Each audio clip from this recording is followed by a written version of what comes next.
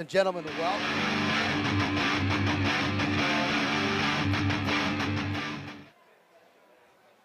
Ladies and gentlemen, welcome to Snow Canyon High School, where tonight, for the first time, WarriorNation.tv going to bring you some Snow Canyon wrestling.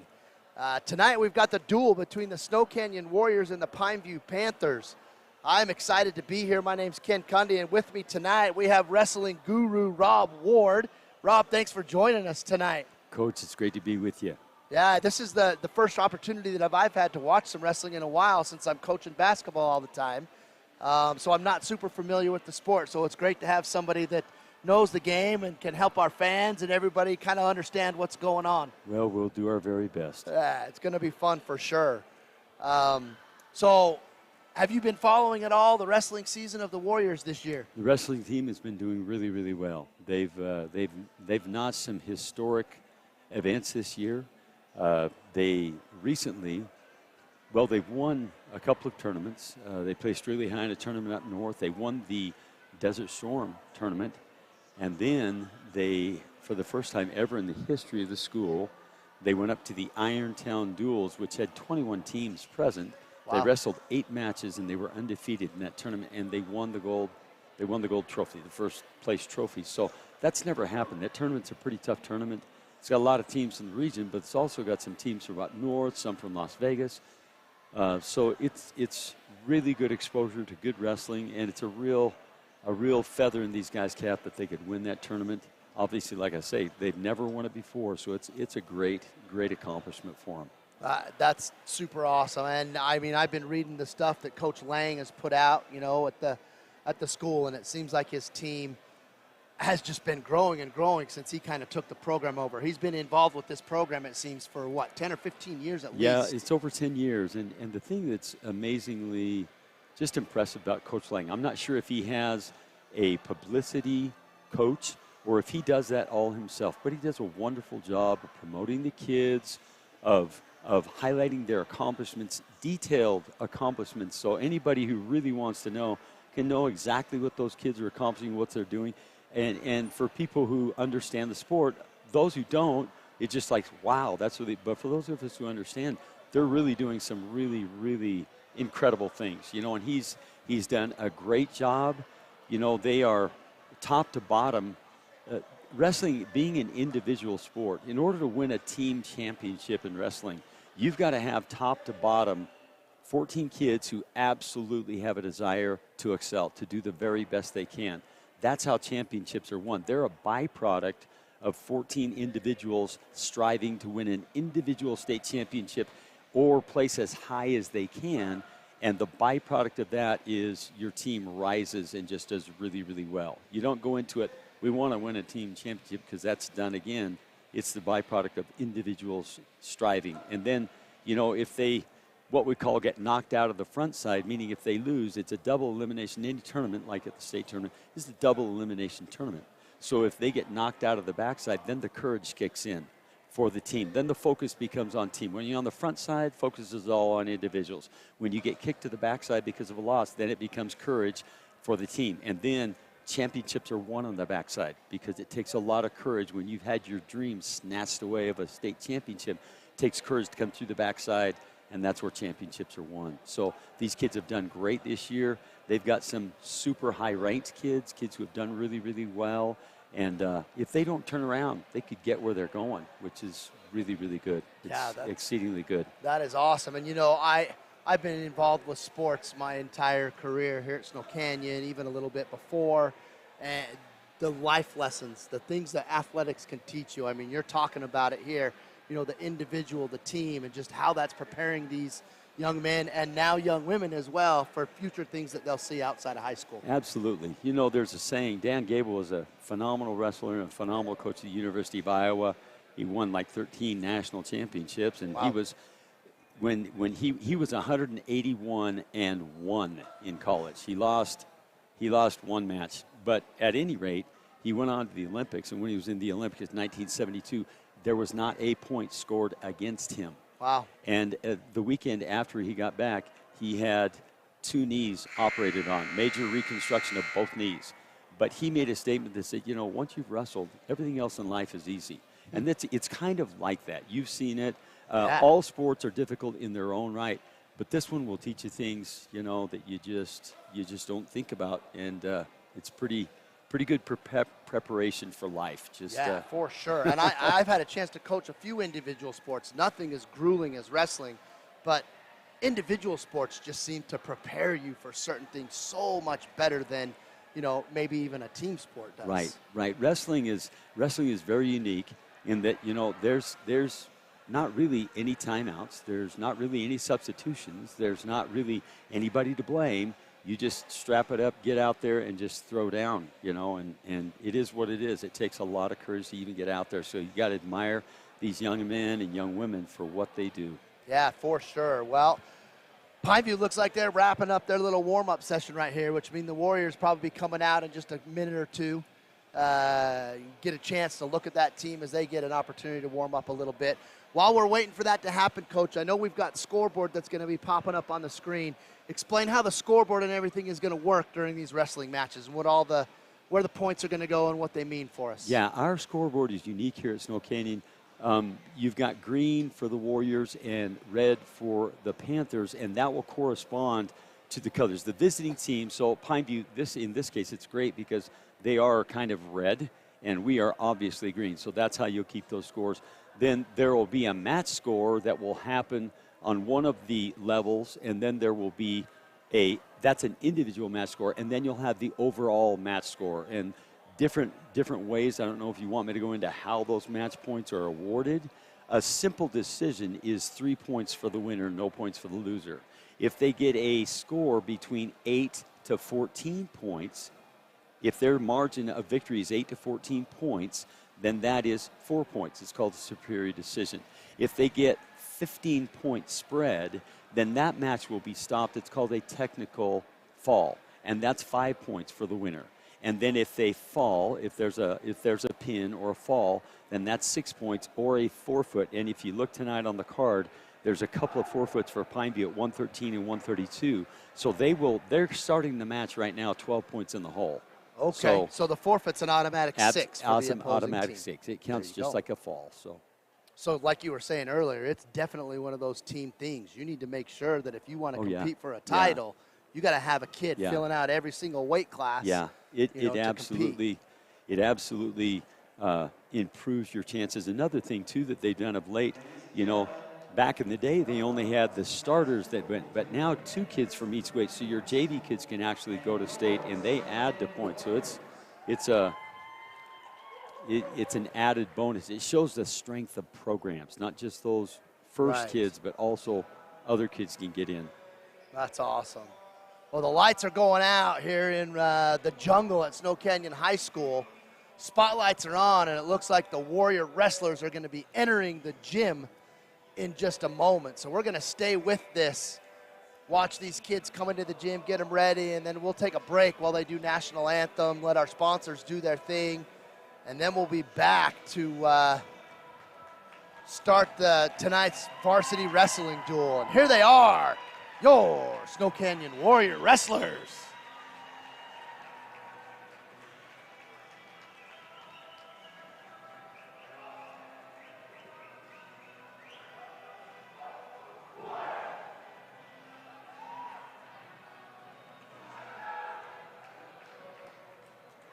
So we're going to take a quick break as the flag comes down out of the ceiling as we do the national anthem here in the stadium. So we'll take a couple-minute break, and we'll be right back here at WarriorNation.tv.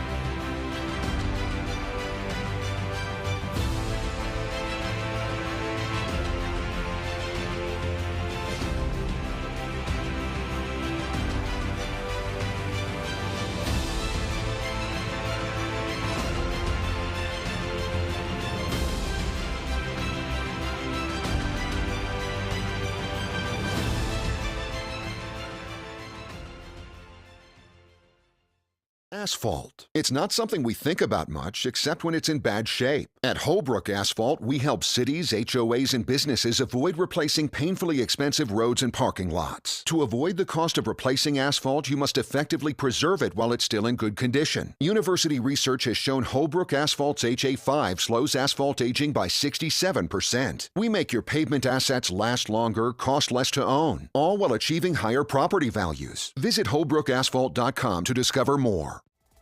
House of Jump is Southern Utah's only indoor trampoline park and your only place to jump, dunk, and dodge.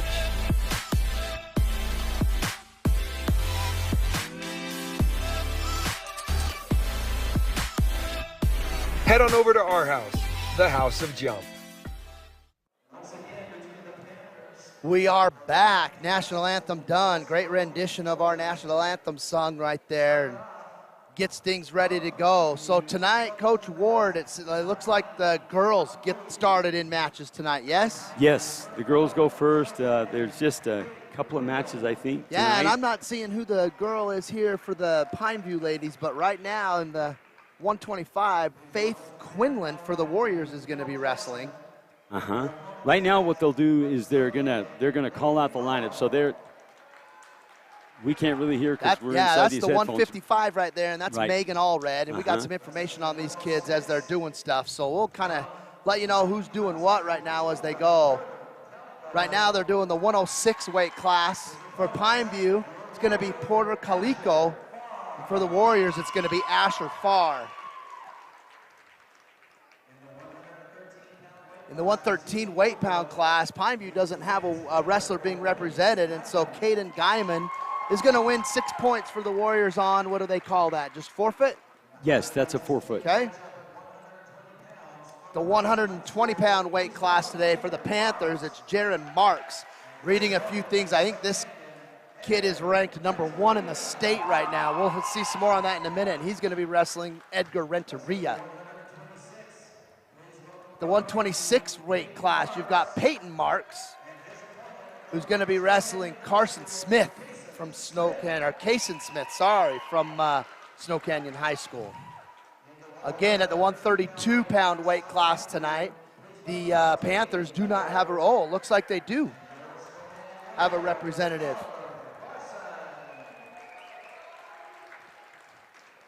They very well might have thrown in a JV kid to come up and fill that weight, Yeah, so that they didn't could be give up true. a forfeit. There you go. So Oliver Larson going to be wrestling for the Warriors at that 132 weight class. The 138 class, Caleb Bundy for the Panthers and Bryce Barnes for the Warriors.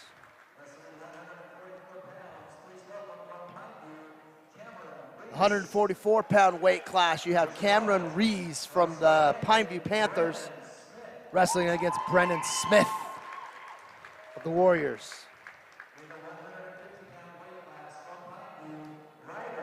150 weight pound class being introduced right now. You've got Ryder Dolman representing the Panthers and Max Edwards representing the Warriors. The 157 weight class for Pineview tonight will be Teddy Larson. And for Snow Canyon, it's going to be Tegan Whitehead. The 165-pound weight class will be next. Bridger Gifford will be representing the Panthers, and he'll be wrestling Rockwell Jones. Linebacker, football, Snow Canyon Warriors, tough kid. The 175 weight pound class, you've got Spencer Crispin from Pineview and Phoenix Oliver of the Warriors. The 190-pound class, Pineview going to be represented by Scott Palmer. And for the Snow Canyon Warriors, it'll be Brecken Fisher. Getting into the heavyweights now, the 215-pound weight class. Looks like that's going to be a scratch possibly for Pineview. They only announced Vince Threefall for the Warriors. And at the big weight class here, the 285, you've got Peyton Calico, and he'll be wrestling from the Warriors, Tag Goobler.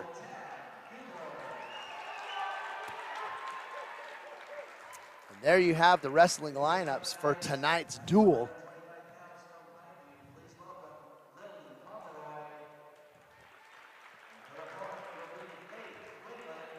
So here's the 125-pound ladies again, weight division. Faith Quinlan.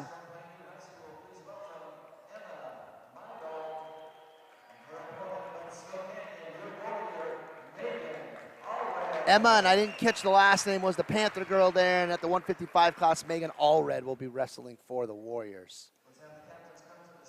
So introductions have been made. Captains are coming to the center. What happens here at the captains meeting, Coach? What they do is they affirm that the captains are going to be in charge of good sportsmanship, and then you'll see the referee is he's going to flip a disc, and that disc will come up red or green.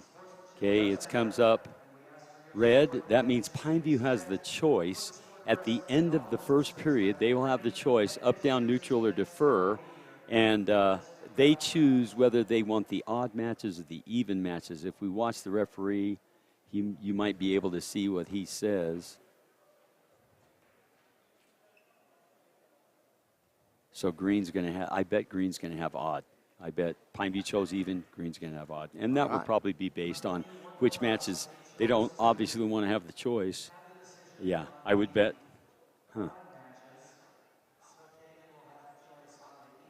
So Snow Canyon gets the even choices they just announced. What did I say? I said the wrong thing. I'm not sure. Well, anyway, Pineview would want the odds because they're missing 2 even weights. Got you. You know, so that wouldn't make sense for them to take the evens. There you go. So tonight we're starting with our female wrestlers, and we've got the first match coming up. It's going to be in the 125 weight pound class. Again, I don't have the Pineview girls listed in the roster, but for Snow Canyon, it'll be Faith Quinlan. You bet. For Faith, this is her second year wrestling, and she is a returning state qualifier from last year. So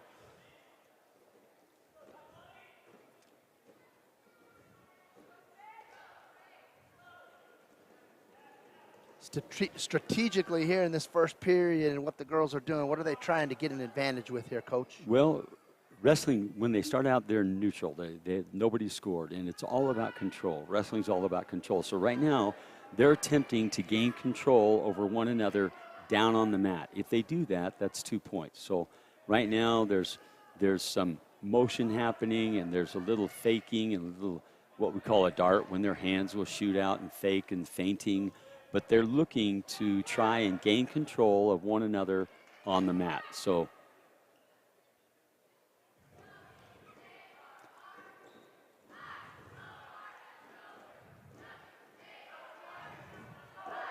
can the official force them to be a little bit more aggressive on this kind of stuff? If he feels like they are not, if they are not being aggressive enough, both wrestlers and coaches and referee all are required to push the action. They're all required to push the action to attempt to score, no matter when in the match, no matter how much time, no matter the score.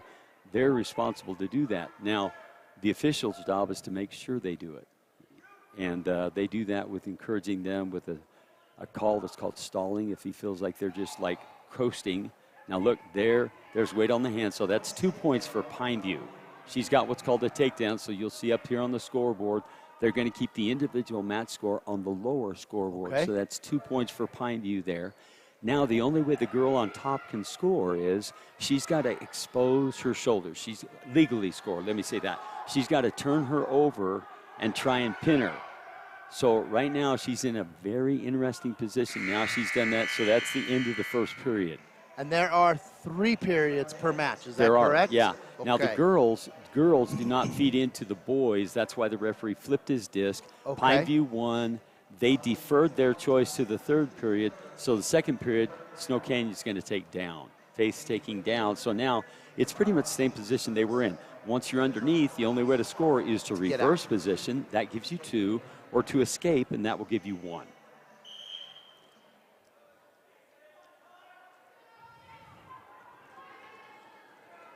When you're on top, you should not be able to lock your hands around. The whole body and the legs are considered a cylinder. So once you're on top and you have control, you can't lock your hands around the waist or the legs. If you do, that's a technical violation. Should be 1 point for your opponent. Okay. Okay, right now the Pineview girl is working what's called a cradle. She's got the head down to the knee. She's got it locked around the neck and around underneath the knee. So if she can rock her back, then she'll expose her shoulders and then begins the count.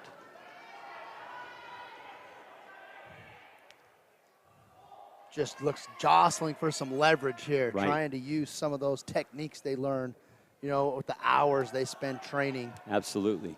Okay, she's now gotten hip to hip with her, so there it comes. 1,001, 1,002, that's 2, 1,003, 1,004, 1,005. Now she's got 3 near fall because she's near a fall. So that's 3 she's got earned. You can see the 3 points on the referee's fingers. He does not award that. Now the situation ends, so now he gives 3 near fall. And now they're back the same way. Now your scores should be 5-0. Should be 5-0.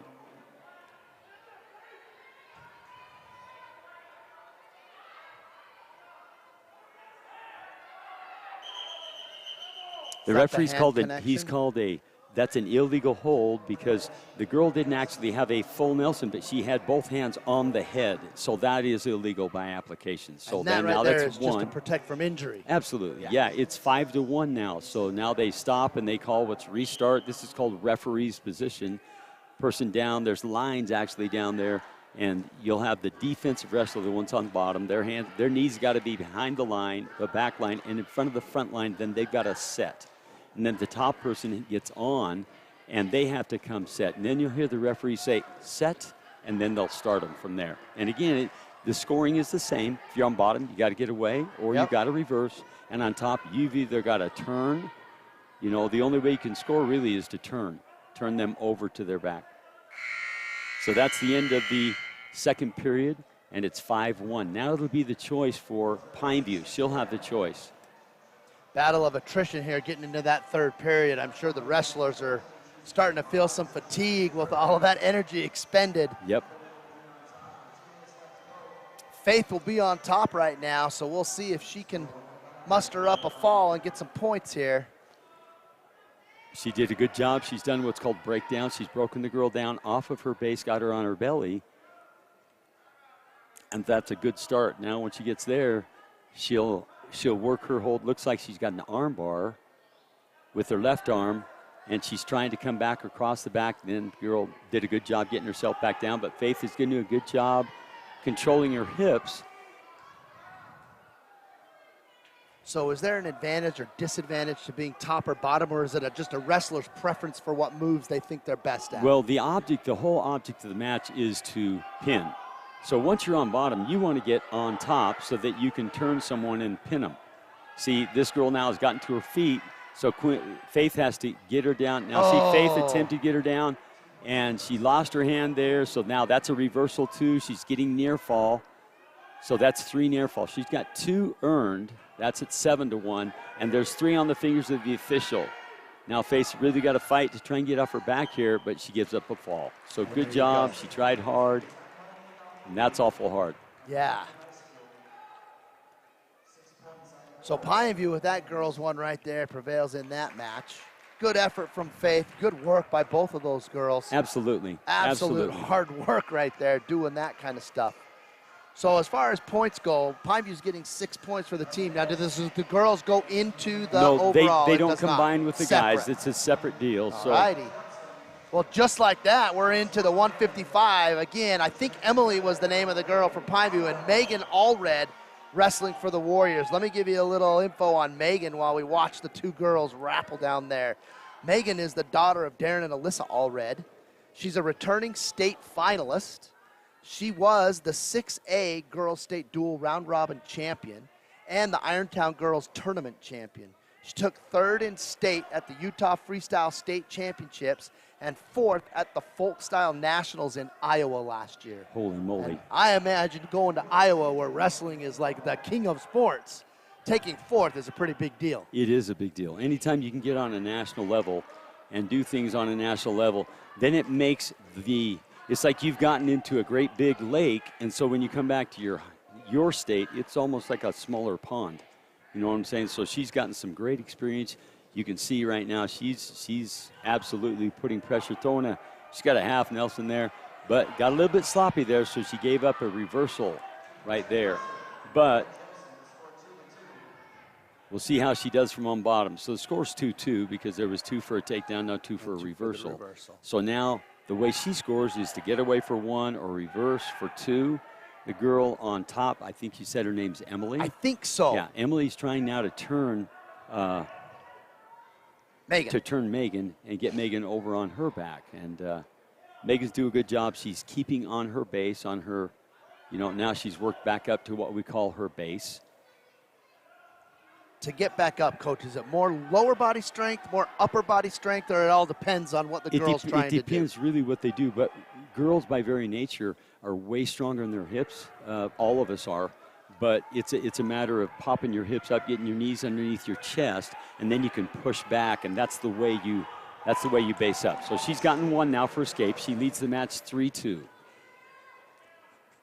She shot a good inside single. Nothing, there's no score there, no control. So the period ends 3-2. Now again, he'll flip his disc.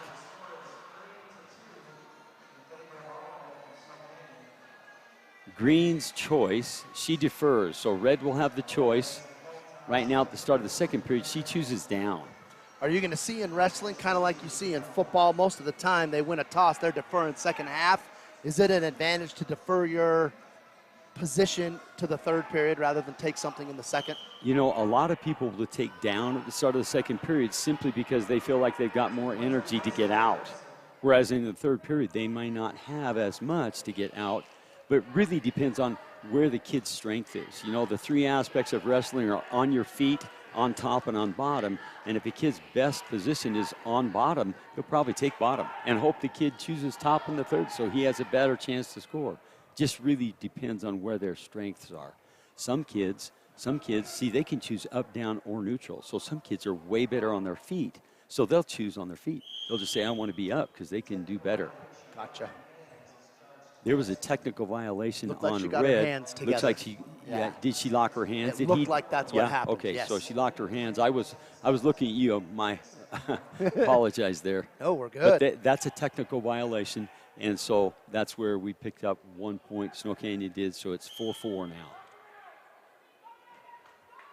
The girl on top's definitely being aggressive. Megan's gotten to a tripod position. Again, she's locked again. She, when she's locked, she's technically still on the mat. So at times if the referee's too close, it's hard to see underneath. So.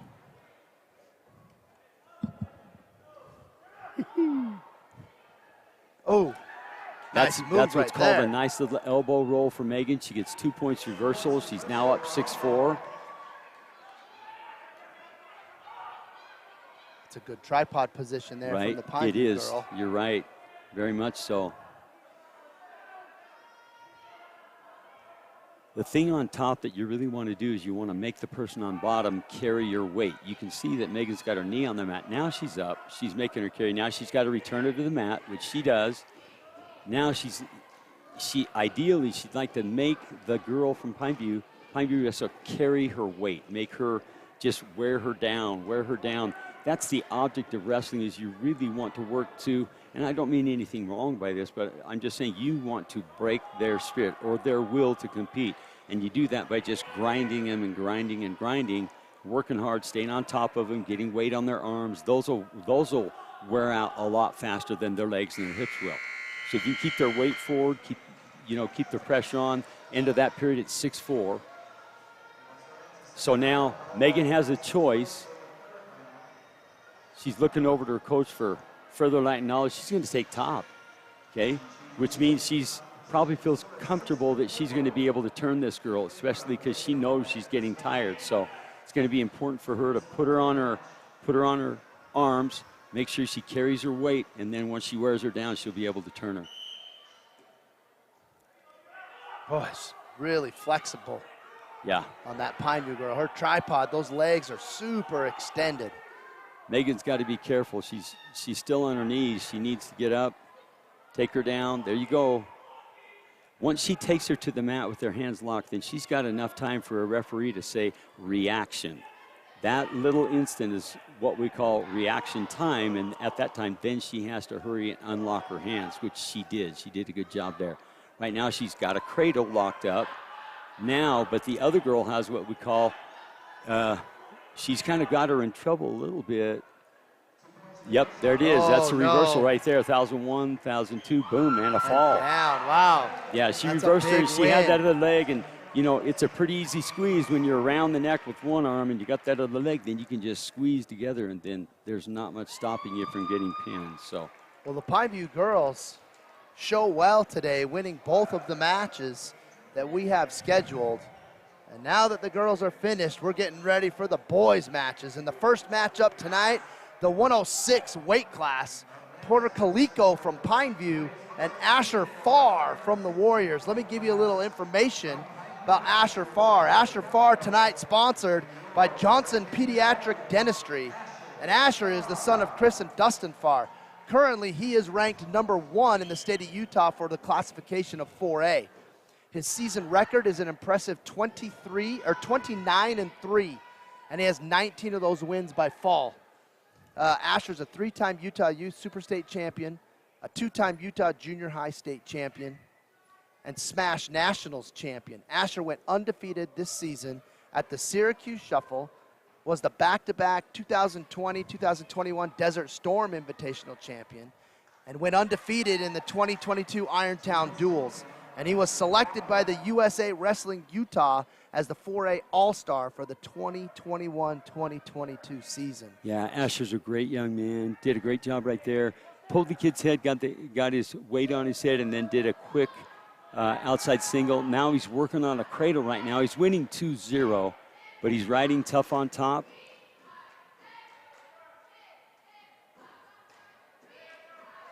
Young man on bottom does a good job with hand control, but Asher now is riding really tough on top. He's going to try and break him down to his belly, and once he does, then he's going to start to work for a fall. So there he is. Now he's working almost like a little tilt, but he didn't quite yet. They're locked up pretty good. The kid's he's got, once you get your hands kind of tangled up, now they're freed up. Now Asher can go back to work.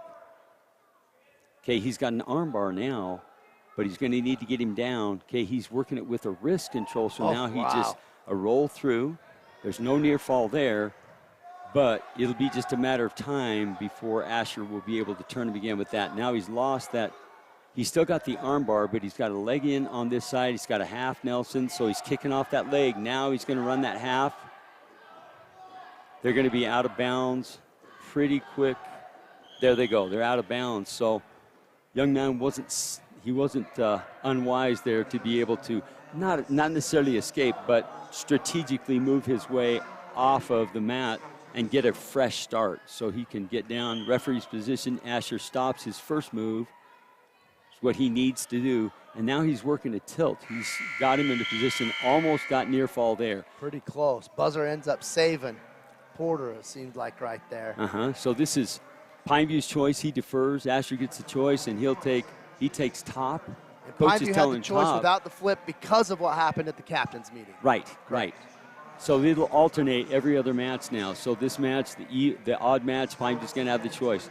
Asher takes top. And again, he stops his first move, and now that kid's he's about, if he steps over, okay, he stepped over and he rolled through, so there was no near fall there, but he was awfully close.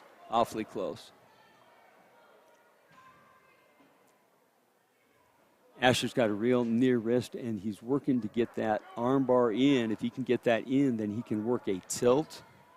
And he's got the arm bar in on one side. Now he's getting out to run his arm bar. When the kid hips down with that side, now he's got what's called a crossface, and he's going to work it to a cradle, which he's done. Now he's got to get him off his base.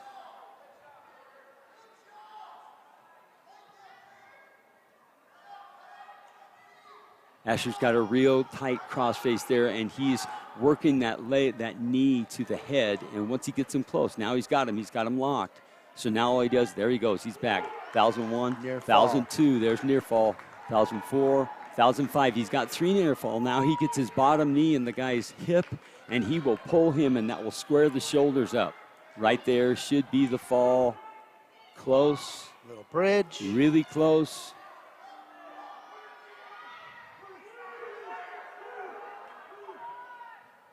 Now he just settles a little bit. There's the fall. There it is. Great match by Asher Farr. Porter worked hard, but just couldn't get out of that move. Yeah, it's awful tough. Awful tough. So the Warriors picked up 6 points there. Yes, in the 106, the Warriors pick up their first 6 points of the match for the boys. In the 113s, it's going to be a forfeit by the Panthers. Yeah, which means Caden Guyman. Yeah, all Caden has to do now, he just runs out and he'll go to the center of the mat. He has to be all dressed to receive a forfeit, but the referee will just raise his hand and he picks up those 6 points. And there you go. Just like that, the Warriors are up 12-0. We're going to move on now to the 120s. 120s is Jaron Marks versus Edgar Renteria of the Warriors. Let me give you a little bit of information on Edgar Renteria. Edgar is a 2-time state placer for the Snow Canyon Warriors.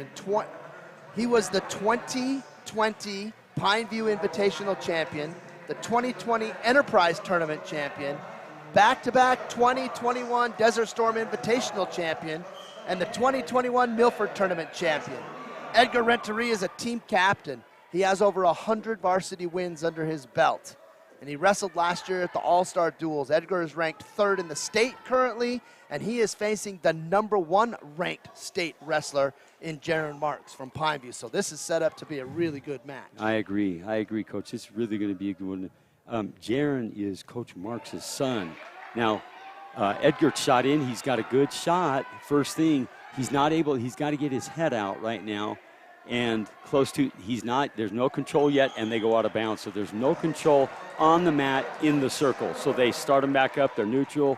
There wasn't any control, but very close, very close.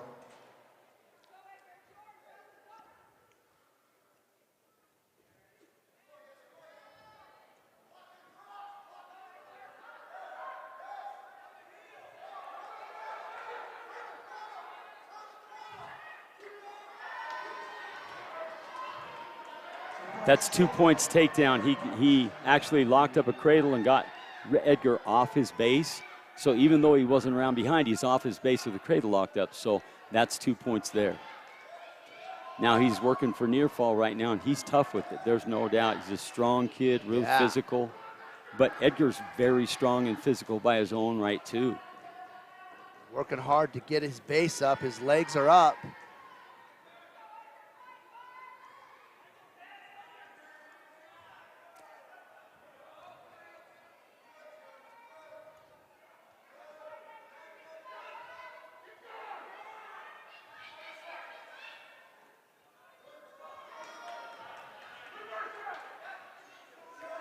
Edgar did a good job getting out of the cradle and just getting on his base now. So now he can begin, and he's trying to switch right here. Doesn't get it stopped by Just got to hold him off for a few more seconds here. And there you go, first round in the books. 2-0 lead for the #1 ranked Jaron Marks over the #3 ranked Edgar Renteria. Renteria is going to have the choice. He's going top. Interesting strategy here tonight. See how that works out. Edgar is tough on top. We'll see how he does. He stops his first move. So he's got a cross face now. But the Marks kid comes to his base really well. Edgar's keeping his hips tight and applying pressure to forward. He's got a near wrist right now, and he's going to try. He can tilt out of that, which means he'll load his hips and take him to his side, then scoop his feet and put him up. See what he's doing right there, trying to do that. Now, since he's gotten that position, almost threw a leg in, but he's keeping good weight forward. Now he's got that near wrist again. Now, see the tilt. That's close. Not yet. Nope. He hasn't broken. Oh. He's got to break 45 degrees. People are screaming for near fall, but he went over and back, and there was not even a chance to get a 1 count. So he's got an arm bar, a far side arm bar, and he's walking it this side. Okay, that came out. So now he's realistically, when Edgar leaves that young man's hips, now he comes up.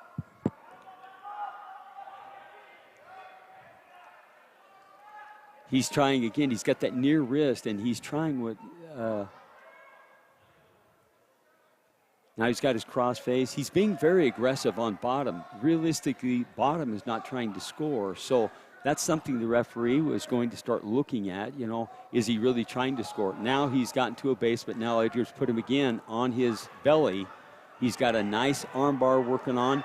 So if he can, you know, right now he's taking out the side, but there you go. He's got him back on his belly. Ooh, my goodness sakes, that was close. That was really close. He's doing a good job. He's doing a good job controlling him, keeping him down. He's got that near wrist. Again, don't get sloppy here, though. Good job. So any no points harm for done. him keeping him on the mat for the entire period? That's not at all. That's more a college thing. They Gotcha. actually do get riding time, which should be in college a byproduct of working for a fall. It's just like, okay, well, you took 2 minutes and you were trying to work for a fall. So that would, in college, it would be a different thing. That would give Edgar a point at the end of the match. But in high school, there's no points for that. They just have to stay aggressive and try. So they don't switch positions. And curiously enough, the Pineview kid takes down when he just got ridden for 2 minutes, which is very interesting. That's a very interesting call. It's got to be hard being on that bottom, trying to get yourself up. Just so much energy being exerted. Countering all the moves that the wrestler's trying on the top. A lot of hard work going on right now. You know, Edgar's the one doing all the work right now. There's really not a lot happening. Like he's not on his hips, and the hips are still on the mat. Those hips should come up, and he should try and score. That was he got away with a little bit physical of a crossface right there. Oh, yeah, it was a little aggressive. It's very difficult anatomically to get a real crossface from parallel, meaning your hips on top of his hips. Very hard. Now he's got to return. Okay, didn't return it. So now there's one for Pineview, and now he's gotten in again, and there's 2 takedowns. So now he's up 5-0. Now Edgar's really going to have to scramble. He's going to have to score from bottom. He did a good job on top, but relaxed for just a second. He was able to reverse, get away and then quickly take him down. So Edgar's got just under 50 seconds remaining here in the third period to try to pull something off.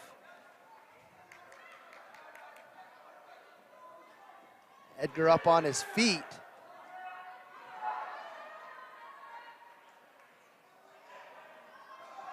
He did a good job returning him to the mat safely, and nearly got near fall, but not enough time for it. But Edgar's right on his belly. He needs to gets his knees up underneath him, then he can go ahead and score. There they come. That's awful tough, but he did that. Now he's got to score. He's keeping good inside control, not letting it go, but he got underneath his arm, so it's going to be pretty easy. Now he's got a half. Truly, the Marks kid's Pineview's not really interested in taking any risk right now because he's winning. There he goes. He's done 5-0. So that gives 3 team points to Pineview. Very good match right there from 2 of the top 4A classification wrestlers in the 120-pound class. We're moving on to the 126s now. 126 is Peyton Marks for the Panthers and Kason Smith, excuse me, for the Warriors. Kason Smith, he is a freshman. He's son of Coach Colby and Andy Smith.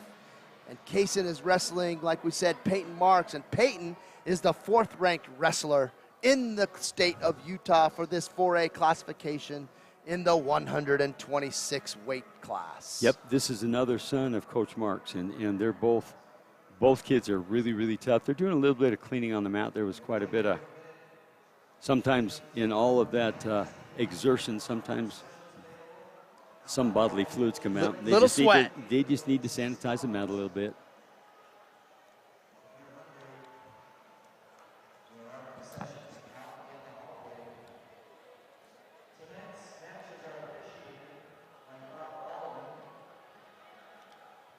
So we are 3 matches in to the wrestling duel between the Snow Canyon Warriors and the Pineview Panthers. And the Warrior team has a 12-3 lead over the Panthers. Asher Farr getting 6 points for the Warriors on a fall, on a pin. Yep. Caden Guyman getting 6 points on a forfeit. And then Edgar Renteria just lost, and Jaron Marks won 3 points for, what do we call it? Just a technical win, a decision. Yep. And here we go at the 126 weight class. Carson Smith and Peyton Marks. Peyton, I'm sure, is either a junior or a senior. He's very experienced, very tough. And so it's really going to be a good test for Kaysen to see how he does. Yeah, for a freshman to be thrown into the fire like that and wrestle one of the top kids in the state. Great experience in a region duel. You can see the Marks kids are good at pounding the kids on the head, getting them down on the floor, and then they go around and they can lock up that cradle quickly. In this case, he had the cradle, but then he just went ahead and went around and got his 2 takedowns. So he's 2-0 right now. He is strong. I mean, he is really, really strong. So he just put him over right there in, it was just a basic half, a far side half is actually we put in. And so got 3 points near fall, so he's up 5-0. He's actually out in front, but still in control. In order for Kaysen to score, he's actually got to break away. So right now, he's, even though it looks almost like they're even, Marks has now again covered the hips. He's got an ankle there, and he's holding on. Now there was a breakaway almost, but no, not enough time to award an escape. So Marks is still in charge, in control. Although Kaysen's working what we call a Granby. Well, he's trying to hook up a Granby there. But again, there's that far side cradle by Marks. Going to be very difficult to turn him from where he's at because he's so far out on the head. I would imagine for freshman wrestlers, even if they're technically sound and just good at the wrestling, the strength has got to be a disadvantage. No doubt. There's a maturity level you can see. But technically, Kaysen's very good. He was able to escape there. He's down 5-1. And if he's there, nice shot. He got down low. Oh, that was a great shot. Marks looked to be a little bit tired and was heavy on his feet right there, and Kaysen dropped low to the mat and quickly snatched his ankle. If he could have finished that, he'd have had a takedown on the number 4 wrestler in the state. That's quite an accomplishment. Yeah, for sure. Just ran out of time there in the first period. So second period here, and Kaysen deferred. Pineview took down, so Kaysen will have the choice in the third period. So Peyton down, Kaysen on top. Able to keep him on the mat there. Oh, the Marks kid is just strong. Kaysen's tough. He's working, almost got an armbar there. Again, he's pounding. Notice how he keeps the weight forward and makes him work. But Marks has gotten to his feet. He gets an escape, 1. But Kaysen's right in on a shot, which is what he should do. If he can finish this up.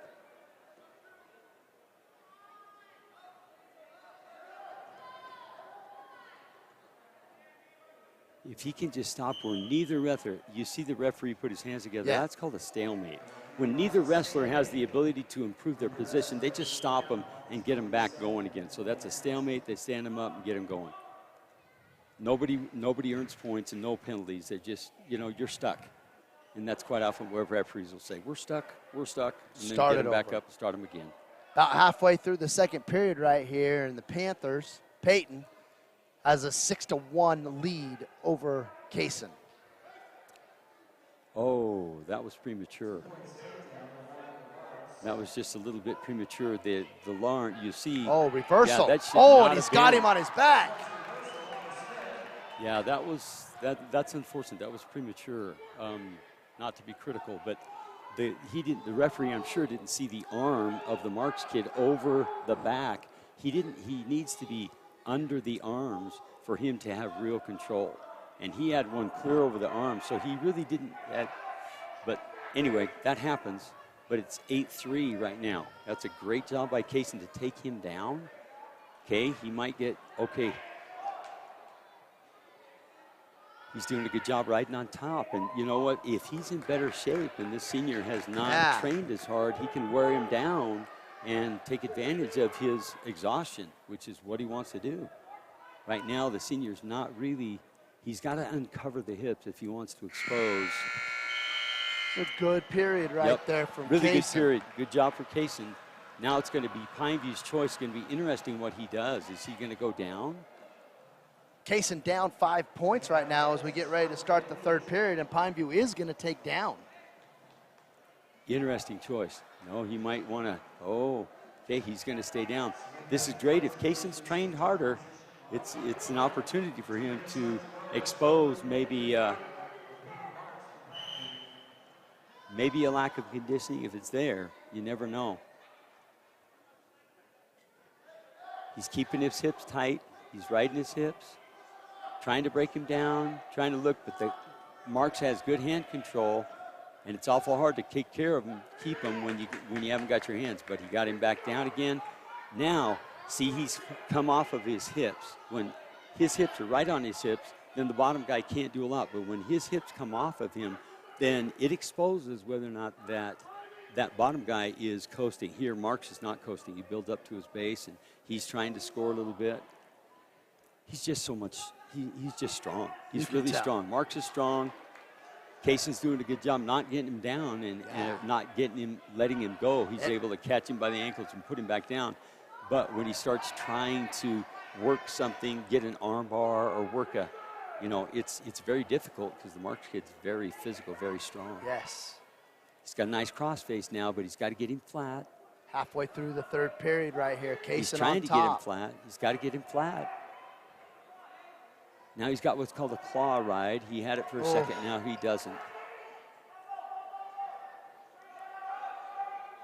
Okay, there he goes. He's got him. Now he's got to capitalize on it. Now he's got what's called a leg ride. See, he's got his right leg underneath. Now if he can work the legs, that's a great way to control the hips from top. And if he can work something, he's trying to turn his hips. He's got a far side half with the leg in on this side. It's tremendous. You can see the pressure that he's exerting right now.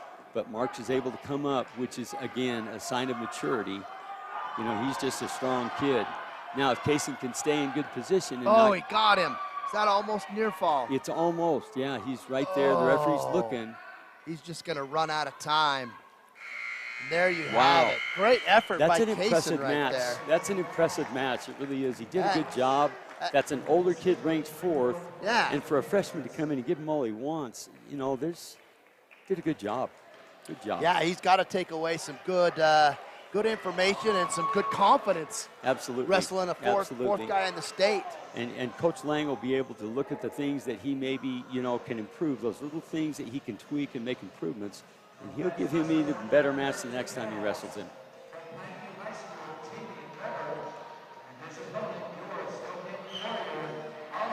Yeah, so this must have been a late entry for Pineview. We don't have a name for their 132 wrestler, but this is Oliver Larson for the Warriors. And a little info on Oliver while they get going in this match. Oliver Larson is a sophomore, and it's his second year wrestling. He's also an alternate qualifier for the state tournament last year as a freshman. So he's quite new to the wrestling world. Yeah, he's done a good job here. He actually shot in well at the start, and the Pineview kid actually almost turned in, but now Oliver's come around and taken him down. So he's up 2-0. Good job. He's working an inside control. He's working a half on this side. Got to get him flat again. It's very methodical when you're on top. Generally, the safe thing to do is get him off their base, get him down flat. Now he's got him in a setback position. Close to a near fall there. Almost near fall. Almost. But he's got to, the methodical is, kind of like in math, you got to do, it's an order of operations. So you got to work him off his base. Now, he got just a little bit loose, a little bit sloppy there, so Pineview was able to reverse the position, so it's 2-2 in the match.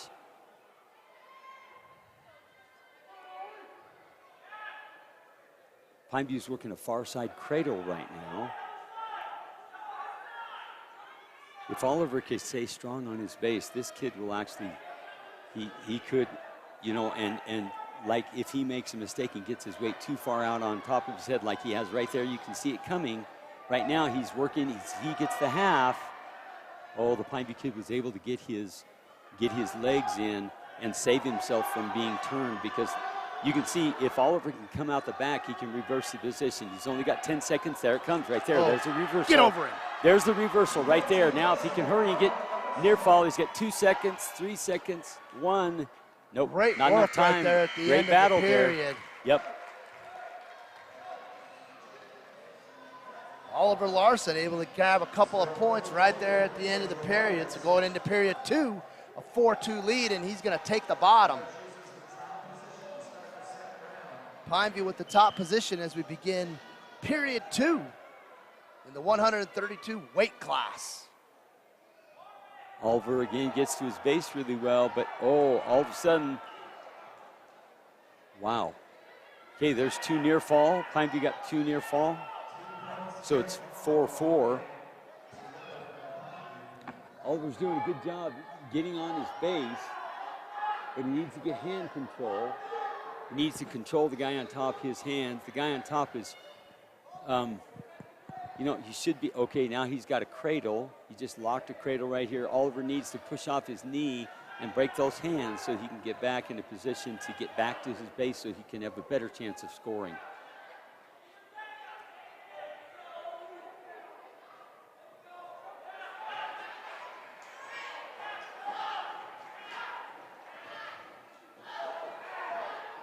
He's up to his knees. Here it comes. Here it comes. He's got him. He's going to pop out the back right here. He's got him. Okay, there you go. Boom. 2. Near reversal. And he's got a near fall. Near fall, right? He's caught him.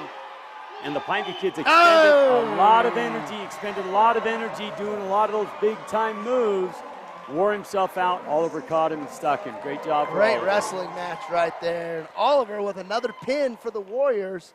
Another 6 points, extending their lead 18-6 as we move on to the 138 weight class. At the 138 weight division, Caleb Bundy for the Pineview Panthers going to be wrestling Bryce Barnes for the Snow Canyon Warriors. And Bryce Barnes tonight, sponsored by Aquatap. Barnes is a sophomore who's coming off of a knee injury and looking to get back into the swing of things. His parents are Denise and Melissa Barnes, and he is wrestling tonight the 6th ranked wrestler in 4A classification in Caleb Bundy of Pineview.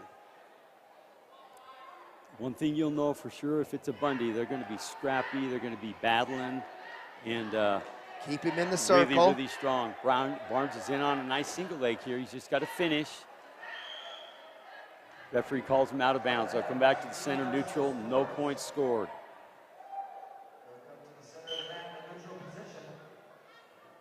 Nice defense there, nice down block.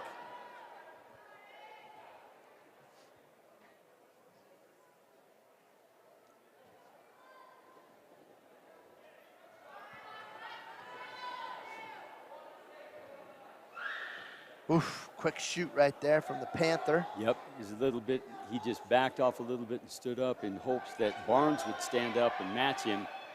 Now Barnes is in on a single. It's really hard to, kind of difficult to finish from here. But if he can get him to sit him on his butt and then, on his rear end. And we're good. We call it how it is up here, Coach. He's got his head out on the outside. But Bundy did a good job squaring up, keeping his hips. He's got good cross-face control. If they can't improve here, then they'll stalemate him. But they're stuck a little. Ooh, there comes Barnes. Barnes is around. He's got hips, 2. Oh, 2-point takedown. Beautiful. Great job. That's a great quickness job to do that. Yeah, absolutely. He did what we call turn the corner to be able to then cover his hips and then get that takedown to secure 2 points. Bundy is tough, sitting out, trying to reverse the position. The pressure's it's incredible when they sit out and get their hips off the mat. Then nothing but their shoulders is on the guy trying to ride them, and it's real hard. He's got him up. He's got to return him. Okay, so Bundy's got 1. He's broken away. Now Bundy attacks, and they're out. So now they're 2-1, and they'll be neutral going back to the middle. Back to the middle neutral. We've got 8 seconds remaining here in the first period. Both wrestlers trying to earn a quick point here at the end of the period. And nothing will happen right there. That was very close, very close. He's got to remember what just happened and not let it happen again. He faked a shot as he sprawled. He snapped his face right down on the mat and was able, just a 1/10 of a second more he'd had to. Warriors defer the position, and the Panthers once again take the bottom. Right. As we get ready to start the second period right here. Uh-oh, official with a whistle. That's a false start on top. Evidently, he didn't have his hand. you've got to cover the navel with your hand. When you go around the waist, you've got to cover the navel. He was clear out on the oblique, so the referee just stopped it. Now that should, oh, wow. Probably should have been. He called a second caution. There's no penalties for the first two, but on false starts, false starting position, now it's a point every time he does it now. Okay, that's 1 point escape, so now we're at 2-2.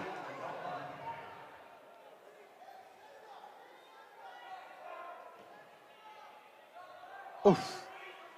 Man, they get so close to banging those heads together when they're shooting that hard. They should. You know, in that situation, Barnes needs to make, both wrestlers by rule need to make an effort to stay in that 10-foot circle in the middle. Barnes actually got backed off the mat right there, but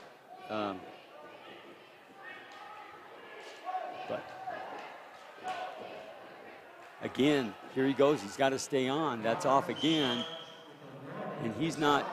So is he going to get a warning for that? He should have already. He should have already, but it's. I should say he could have already. It's not second-guess officials. We're not in that game. Bundy had a good front headlock situation. Then he tried to shuck Barnes, which means throw his head to the left and be able to run around the right, but Barnes secured him so that he wasn't able to finish that. So they're stuck pretty tight here. If the referee doesn't think they're going to go anywhere, then he'll stalemate them and get them back up on their feet. There you go. There's the stalemate call.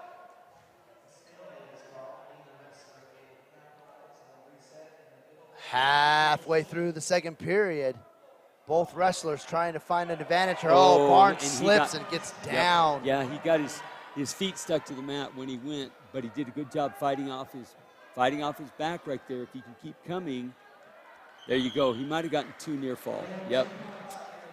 So a 4-point swing right there. Caleb Bundy takes a 6-2 lead. 38 seconds remain here in the second period. Bryce Barnes going to work hard here to try to get some of those points back in the last 35 seconds of round two.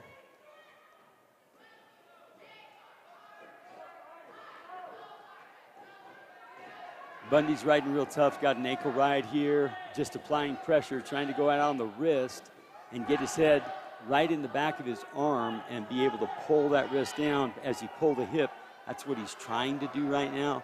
It's awful hard.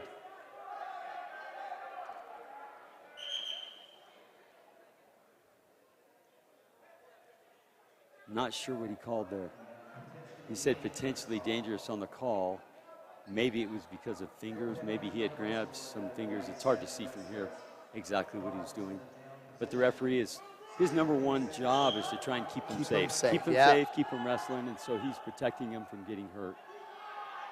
He's got a double leg ride in right now. Barnes able to ride out the end of that second period. You can see across the way Leo Bundy in a big black cowboy hat.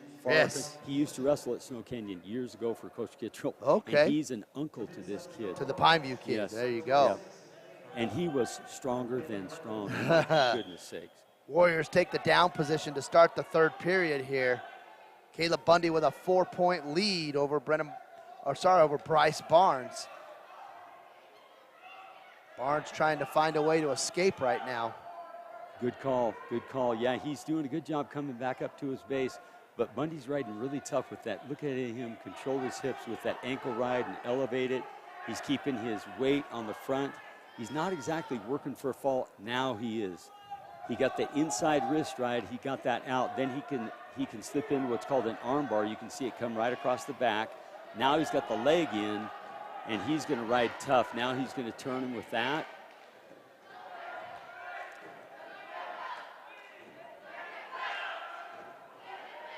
The referee is counting near fall. He's got his hips turned a little bit, but he's absolutely got near fall.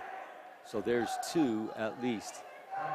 Or is it three? Did he get three? He got three, so it's a 9-2 lead. We have under a minute remaining here in the match at the 138-pound. Right now, Bundy's got a real tough ride with that leg ride. He's trying to turn Barnes' hips. If he can turn them, then it'll be easy to turn him. Barnes is doing a good job, but he's got to try and do something. That position's very difficult for the bottom guy to get out of. I mean, there's so much pressure that he's putting on. It's really hard to get up. It's really hard to do anything but survive. But he's got him now that he's turned him.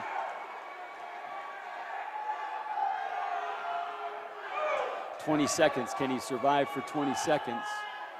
He's in a tough spot right here. Yep, And he there's got the fall. him. So Caleb Bundy earned 6 points for the Panthers. I think you said Barnes was coming back from an injury. I think He it's was gonna coming take- back from an It's going injury. to take him a little time to get back in shape, but he's going to be fine. He did, when he was fresh, he did a great job. So it's just going to be a matter of getting back in shape and then being able to, you know, Moving put pressure on to the 144 weight class here. It's Cameron Rees and Brennan Smith of the Warriors. Brennan wrestling tonight, sponsored by Metcalf Mortuary. And Brennan was a state qualifier as a junior. His mother and father are Coach Colby and Andy Smith. And he's currently the team leader in pins this year with 20 on the season. He is tough. I'm telling you what, he gets on top, and man, he can just squeeze the life right out of people. So he's doing Looks a good like job. a really strong He's got kid. a good outside single. Pulling He's him trying back to bring him back in. Yep, there, and got to finish on the mat. Didn't finish quite on the mat. His toes have at least got to be, when they're going away, his toes have to at least finish inside the circle for him to get control and score the takedown.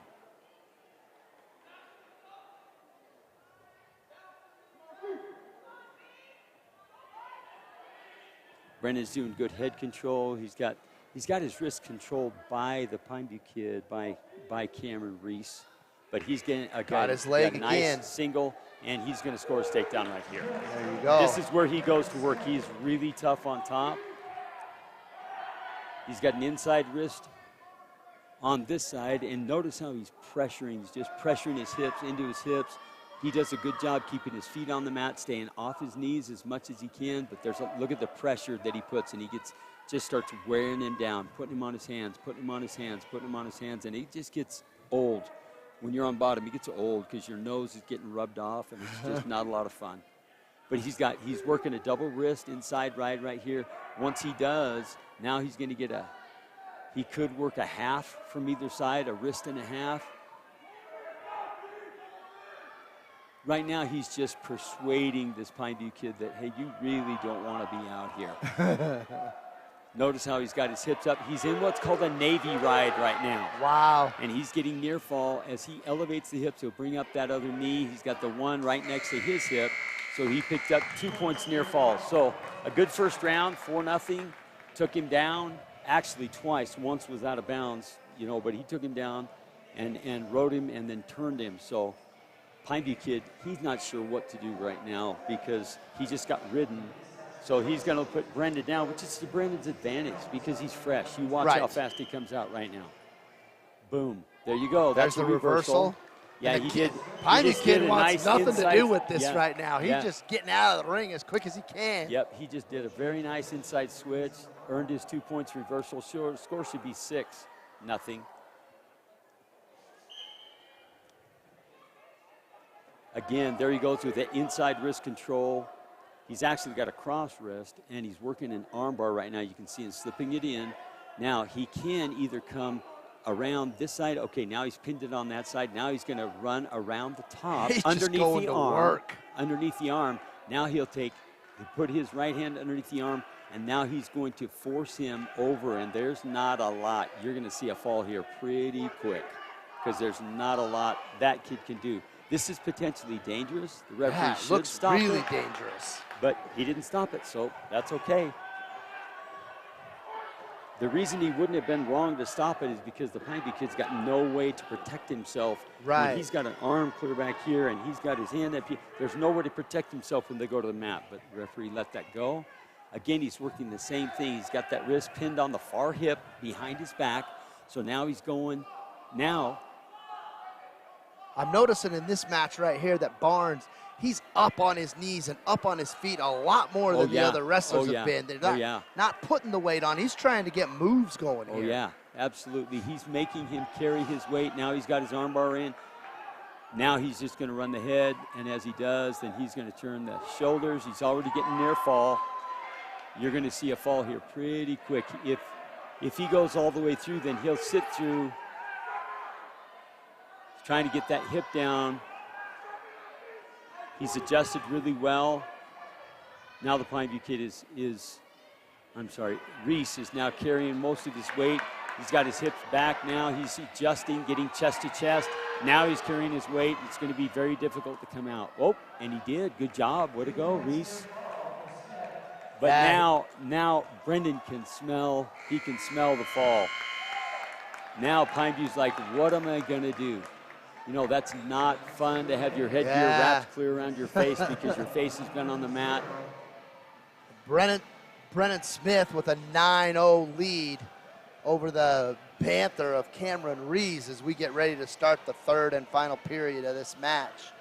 It's a great second period for Brennan. It is. The coach, Reese looked over at his coach, and he was going to take down. Reese was going to take down, but his coach said, yeah, you better take neutral. Well, you can see the result of that. Brendan's already in on a single. It'll come again. Same thing will come.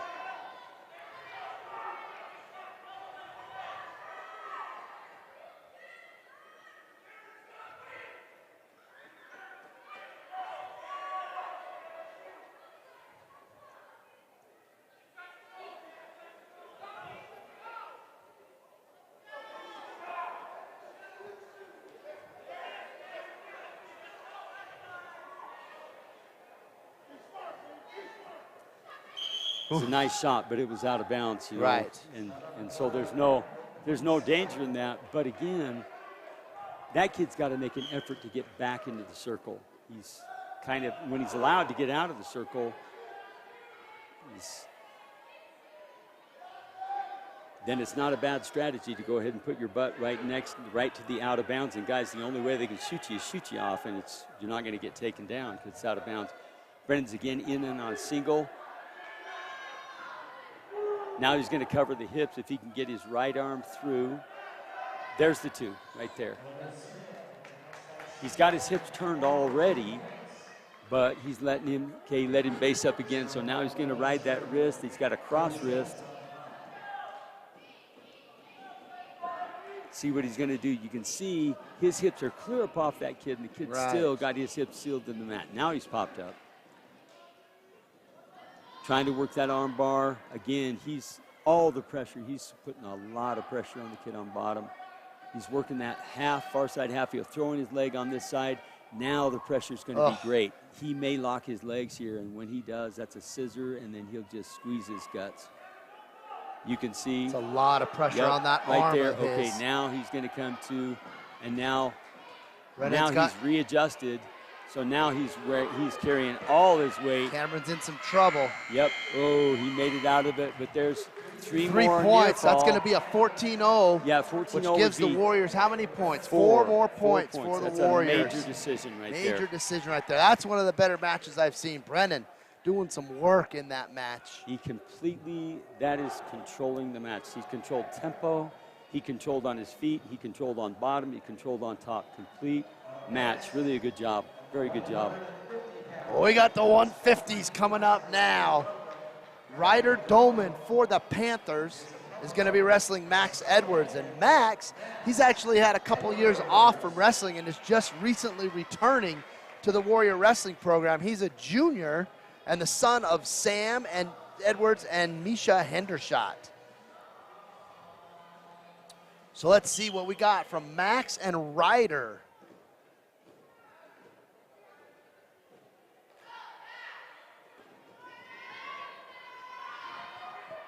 Max did a good job stopping the shot. Now he's attempting to work. They got hand control. They're coming up. No advantage there. Another shot. Max fought off that well.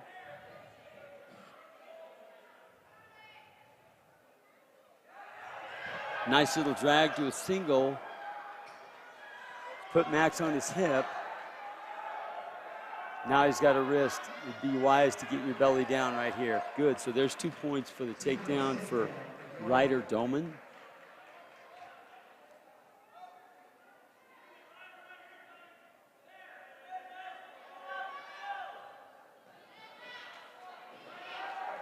Driving that leg.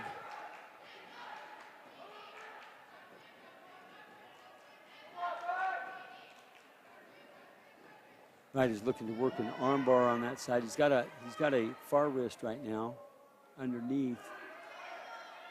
He's applying pressure, but he's not really working to break Max down. They're kind of like stuck right there. They could be encouraged to work a little bit harder to score. Ooh, Max has got. Is that considered a reversal? Not yet, not now yet, it not is. yet, not yet. Now it is. Once he's covered the hips, then that's a reversal. Gotta cover the hips. Yep. Yeah, Max caught him kind of on he caught his head, kind of on a little bit of a head throw, and got him on his hips. Then Max was able to shoot out a little bit. Max got a good leg, got him down. Got him on his belly, and he's applying good pressure. That's what he's got to do to wear him down. 10 seconds left here in the first period. Max looking for the inside wrist control. Now he comes to the crossface. And we're going to end right here. Good first period right there. Both wrestlers Max will doing have some the work. choice right now. Yep, got the choice. He defers. Pineview looks like they're going to take the bottom again. They've done that quite often, almost every time, I think, this match so far. It's to their advantage if they're fresh and they feel like they can get out. Get down there quick and get out. So here we go. Start of the second period in the 150 weight division. It's Max Edwards and Ryder Doman. Max did a good job stopping his first move, but he's got to get him returned to the mat. There he goes. Good job.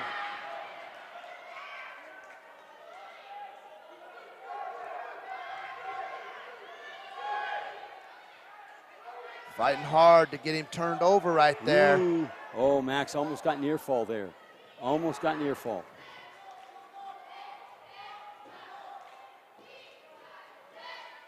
Again, he's doing a good job keeping, notice how he's riding from his feet, driving his shoulder into his back, keeping him down on the mat, making him carry his weight. It's really important that he wears him down. Might have a chance to lock up a cradle right here. Real close to it. Oh. Luckily, he followed him out of bounds and didn't lose control of him, so they're still, Pineview's still down.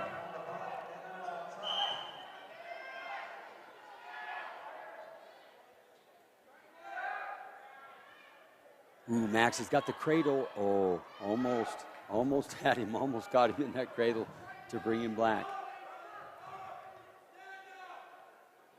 I hear you talking about the cradle quite a bit tonight. Is that one of the more popular or more common moves you see in wrestling? Well, it's teams, oh, look, he's got him. Oh, my goodness sakes. Wow, that's at least 2 near fall. Yep, 2 near fall by Max. Actually, teams will kind of like have a certain style. Coach Lang, he really, really does a good job teaching the cradle series, so you'll see a lot of cradles from our team. That's what they drill. That's what they look at. There's so many ways to turn people. You've got to choose pretty much one and perfect it, and that's what they do. They work a lot on the cradle series.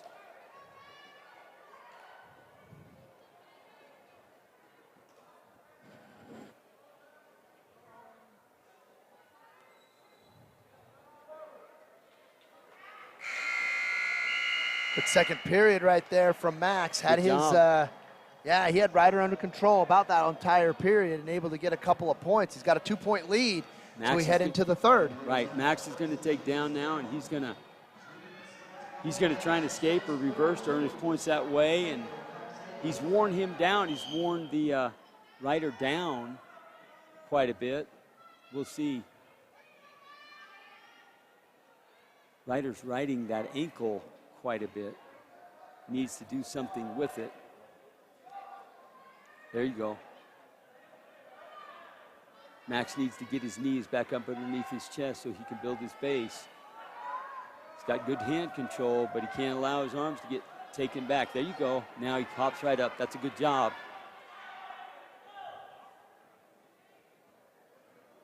Again, he's looking to, okay, now he's got one escape. So there's 5-2.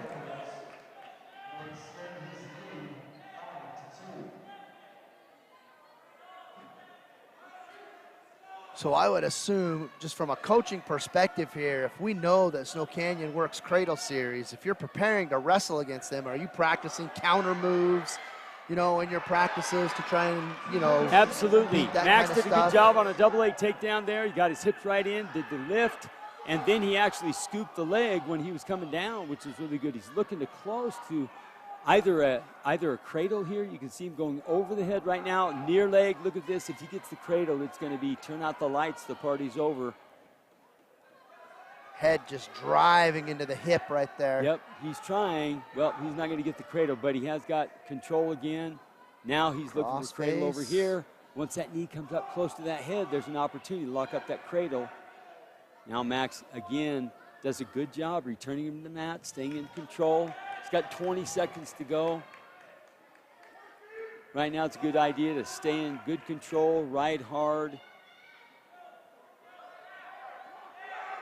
Ooh, wow, he had a cross wrist right there, and if he can flip through hard, then he'll take the kid over. The kid was he had a good foundation, so he wasn't going to get that on him there. But good job. Max with the win. Yep. Going to earn 3 points for the Warriors. Absolutely, good win for Max, good win for Max. Going to be 25-12 as we head into the 157 weight class. Teddy Larson for the Panthers going to be wrestling Tegan Whitehead. Tegan Whitehead tonight being sponsored by Findlay Volkswagen. Tegan's a sophomore, son of Curtis and Bethany Whitehead. I actually know that family quite well. Had a chance to coach his daughter in soccer, who was a state champion in that sport. I know Tegan's coming back from a bad knee injury from football last season, so I'm excited to see him wrestle today. Tegan Whitehead and Teddy Larson. Tegan's pushing the action right now, got him going towards the back.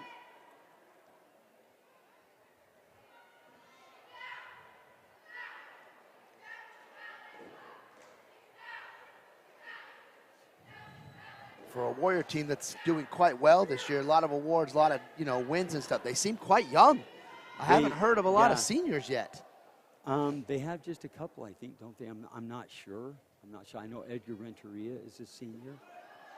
At any rate, there's a shot by Tegan, but he's in a position, and he wisely backs out of that. It's very hard to finish when a kid has sprawled, got his hips down, and you're stretched out. So he wisely backed out and got back on his feet. You're always better on your feet than you are on your knees. You're better your side. So it's a good position to get out of and get back onto a fresh start.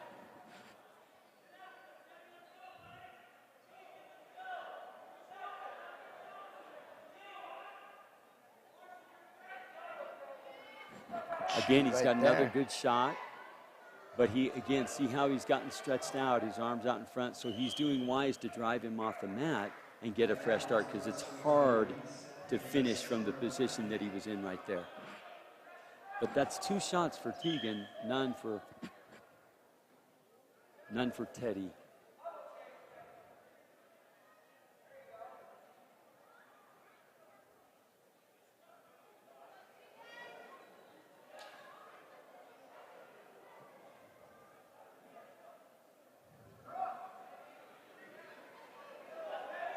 A lot of arm fighting here, trying to jockey for some position.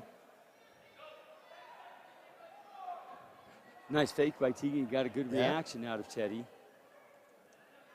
Again, Tegan's taken 2 really risk-taking shots.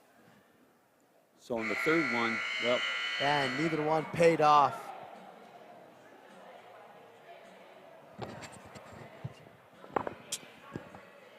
So the first match, first round right there of this match, no points awarded to either team, either wrestler. And Tegan going to be taking the bottom position with Teddy having the top.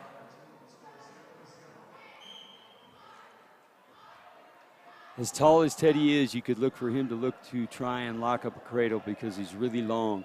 Tegan's got a good sit out going here, and now he's come around. He had a head plant that he was going to work on a Granby roll out of that, but that got stopped. So he's just keeping a good base right now.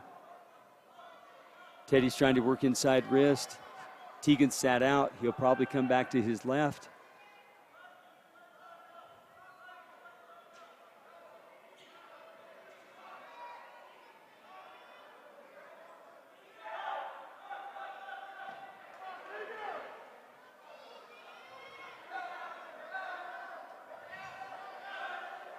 Teddy's actually trying to get a leg in, but Tegan's doing a good job. Now he's caught the leg underneath. Teddy's really not in a good position. He's what we call high. He's pretty high out there. Now he's gotten back. He's better now. Tegan needs to get that wrist. If he can get his wrist freed up and get hand control, then he'll have a better chance. There you go. You see him break the hands. Now he's in a better position to be able to do what he wants to do. Trying to stand up. Oh. There comes Tegan. Good job on his little roll. There he goes. That's 2 reversal. Good job. Good job. Very from nice. Whitehead. Nice little hip roll that he did there. Put Teddy on his hip, and then he was able to hip heist out of there and complete the reversal. 20 seconds to go here in round 2. Now he's got the cradle locked up, and he's put him on his back. Got 2 near fall, but gave up a reversal too. So a wash So it should be right 4-2, I think. Should be 4-2. there. Correct. Yep, there's 4-2. And that's some good action there near the end of the second round. We're going to be moving into the third round right here. Pineview's got the choice. Pineview's going to take the bottom. It's going to put Tegan on the top. We get ready to start round 3. The 157 weight class. It's Tegan Whitehead and Teddy Larson.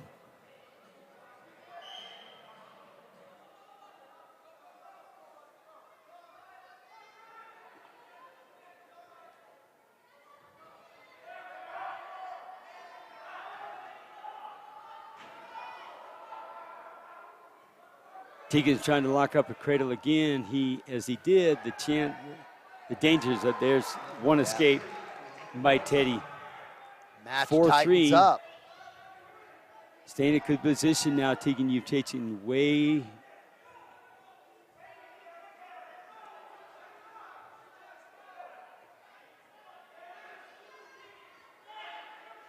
Tegan shoots again.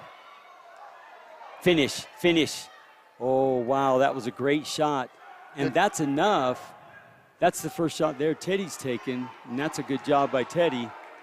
But Tegan shooting in again. needs to drive him off. Good job. There you go. That's what needs to happen. You got 59 seconds.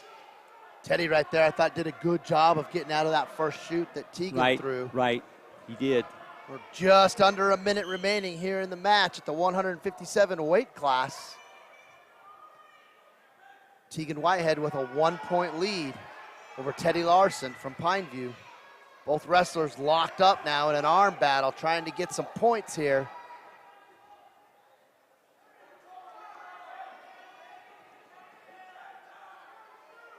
Tegan's doing a good job of keeping inside control. You notice his left hand is inside. He's trying to stay inside. And he's keeping the pressure on, which is what he needs to do, is keep the pressure on. Doesn't need to put himself in a bad position here. Just keep the pressure. You can hear the Pineview coaches screaming because they know they're running out of time. They got 14 seconds. Tegan just stays inside, here. Stays head-to-head with them. And if he can keep a good base, stay in a good position. Yep, time. There you go, 4-3. Tegan does a good job holding him off right there. Good it's a match good by match Tegan. right there. Both wrestlers, good job, but Tegan ends up getting the 3 points for the Warriors. As we move on to the 165-pound weight class, Bridger Gifford of the Panthers gonna wrestle Rockwell Jones for the Warriors. And let me give you a little breakdown on Rockwell. Rockwell Jones tonight being sponsored by Vibrant Healthcare. Jones is a junior and he's one of the team captains. Rocky is a returning Utah State placer and Tulsa Nationals champion. He went undefeated at the 2021 JUAB Winter Classic. Rockwell's currently ranked second in the state at the 175 weight class. And now that he's in the 165, he's claimed that first spot in state after defeating the 4A All-Star last week. Ooh, that was a great, what we call blast, double leg takedown by Rock. Great job. So we've got another really good matchup right here. Rockwell, the number 1 rated wrestler at this weight class for the Warriors, against the number 4 ranked wrestler in Bridger Gifford from the Panthers. I'm pretty sure Bridger Gifford has got to be related to Brett Gifford. I think Brett's the vice principal there at Pineview. He was a great wrestler at Pineview back in the day. Wrestled for Vance Casperson, and Bridger looks a lot like his dad. So I'm pretty sure. He looks like a really strong kid. He is. A lot like his dad. Very, very, very, very muscled, heavily muscled. That was a great takedown by Rock. Wow. Nice job. He got up. He sat him back on his backside, keeping in good control. Rockwell's actually wrestled, Coach, back in the Fargo Dome. He's actually wrestled back there in a great big national tournament. You know where North Dakota State just won the national championship of football? That's in the Fargo Dome. Okay. They actually cover that entire surface with about, over 20 mats, and they just go to town, and he's been to that national tournament. He's very accomplished. Yeah, he's done a great job. Again, another one of those highly ranked wrestlers from Snow Canyon that's an underclassman. Yeah, the future looks really bright. Coach Lane's going to need to buy sunglasses because his future is really bright. Rock's working the inside wrist. He's got a double wrist control here. He might look to tilt. He'll loosen up his hips. Yep, there he is. You can see it. He's tilting him. 1,001, 1,001, 1,002. There. Oh, wow. Not giving him any near fall very for that. Close. Just that was not very long close. enough. Yep. Not second guessing, but I'm just saying it was close. Again, he's riding tough, got the inside wrist control. Gifford needs to. It's a little bit hard to get inside anything going when they keep their hips sealed on the mat. That's very difficult, but Rocky's doing a good job. Rocky with a 2-point lead after the first period right there. Defers his choice. Pineview will have the choice.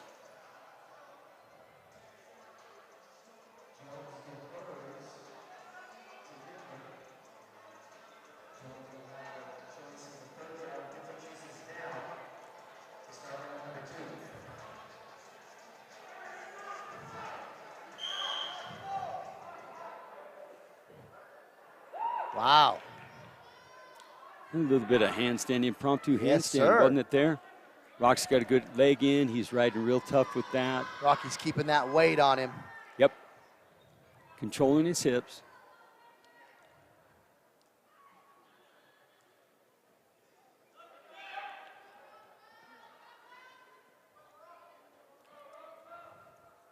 It's really difficult from bottom to sit out and score. That means sit away from him, get your hips on the mat, and then be able to do anything, because if the top guy's really adept at being able to suck you back and pull you back off your base, it's really tough. That's what Rock's doing right now, because Gifford's strong. You can see he's a brute. He's strong. Look at that. See the double underhook underneath? So if he sits out, he'll pull him back onto his back, and then he just rolls back to his belly because he can't really get anything going. He's trying hard to get. Bridger's so strong. It's really difficult, as strong as he is. You can see Rock, though, very little knee contact with the mat. He's making him carry his weight, which is wearing him out.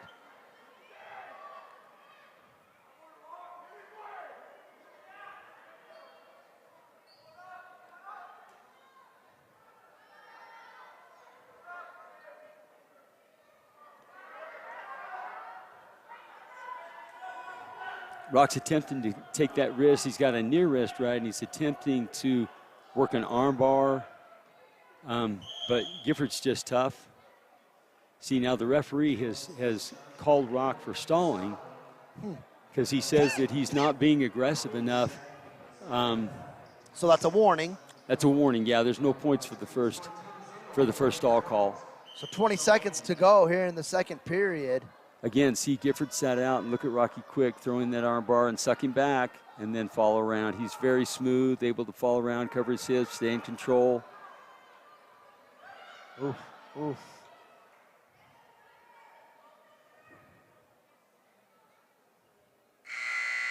There you go, second period over. Rockwell with a 2-0 lead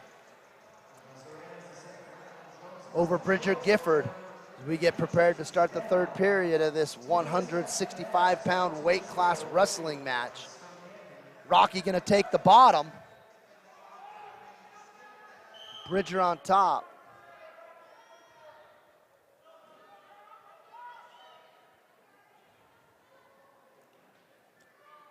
Rock needs to stay active here because referee's got his number already. He's already warned him for stalling. So if he feels like he's not being aggressive and trying to score, Bridger's trying to work that kind of a rotary spiral breakdown.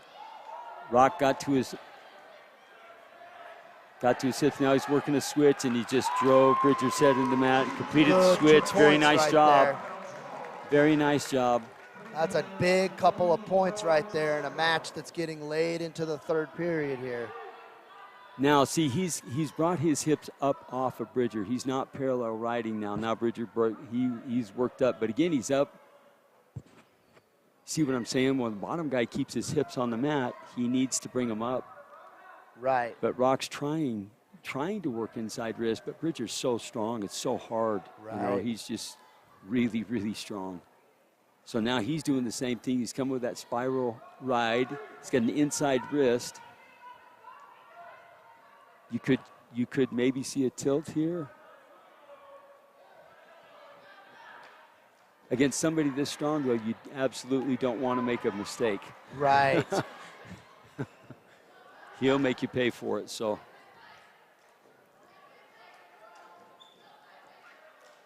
See, it's very hard for Bridger to score from his tummy. Right. And Rock's not got his hips pinned to the mat right now. He's not putting himself in danger, but he's trying for what he can. It wouldn't be a bad call for the referee to say stalemate. Oh. Is he giving him a delay again? So that's going to give a point. That's a stall call. So he's giving a point now to. We've got 10 seconds to go right here. Rocky just got to ride the last 10 seconds here.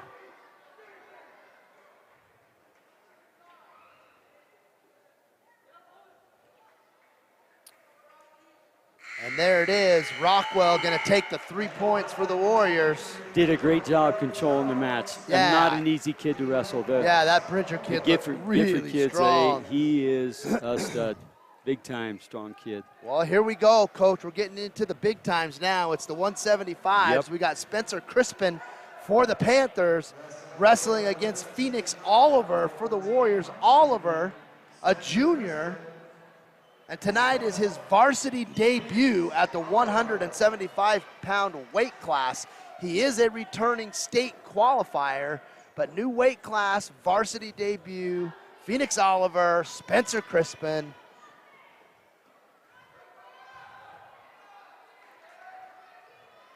Crispin in on a shot. Phoenix does a good job getting his hips back and coming around. He might be able to work a cradle here or a front headlock. He's got his hips back. Phoenix looks like a strong kid as well. Yep.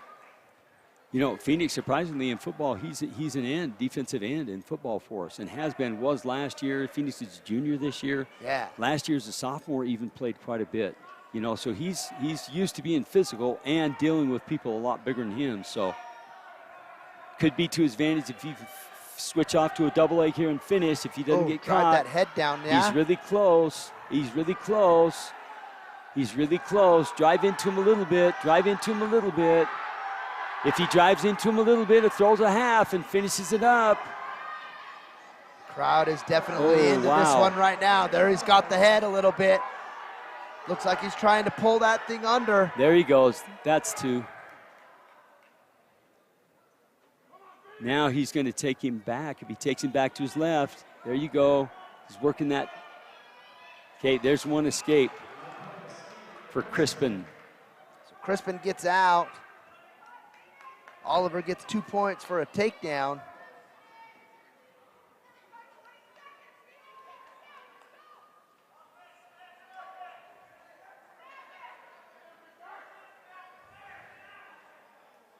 Wrestlers jostling for position right now. 10 seconds remain here in the first period. Crispin took a shot. Phoenix got his hips back. Oh. Okay. Ends up 2-1. Not a bad first round. Good job. Good start for both wrestlers. Crispin is going to have the choice right here for the Panthers. He's going to defer. Phoenix Oliver going to take the down position right here as we get ready to start period number 2.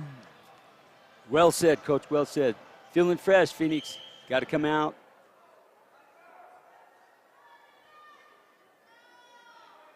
He's keeping a good base. Crispin's working a tight waist. That can get real old when guys are squeezing your guts out with a tight waist. He's now got the wrist controlled. Phoenix got to get that wrist.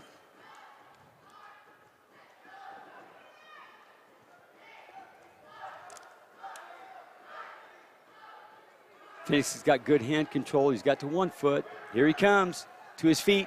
Almost away. Almost. Oh, that's got to be out. Almost. There he goes. That should be. There's no control because he's waiting for it to resolve. There's two. He got a near cradle. Oh, that's a fall. Oh, my goodness sakes. Great job by Phoenix Oliver. What a quick turn of events right there. And Spencer Absolutely. Crispin. That was great. That was great. In a tripod situation, he got that near cradle and then was able to just take him back in a pin state or a fall cradle, and that was the result. That's a quick 6 points for the Warriors. Good move by Phoenix Oliver right there. Spencer Crispin working hard, but gets pinned. 6 more points for the Warriors. 37-12 lead in the match. And we're now up to the 190-pounders. It's Scott Palmer for the Panthers against Brecken Fisher of the Warriors. Brecken Wrestling tonight, sponsored by Dennis Miller Homes. And wrestling in this 190-pound weight class, Fisher is a returning state placer, and he is a senior on the Warriors squad this year. Yeah, he's doing a great job this year.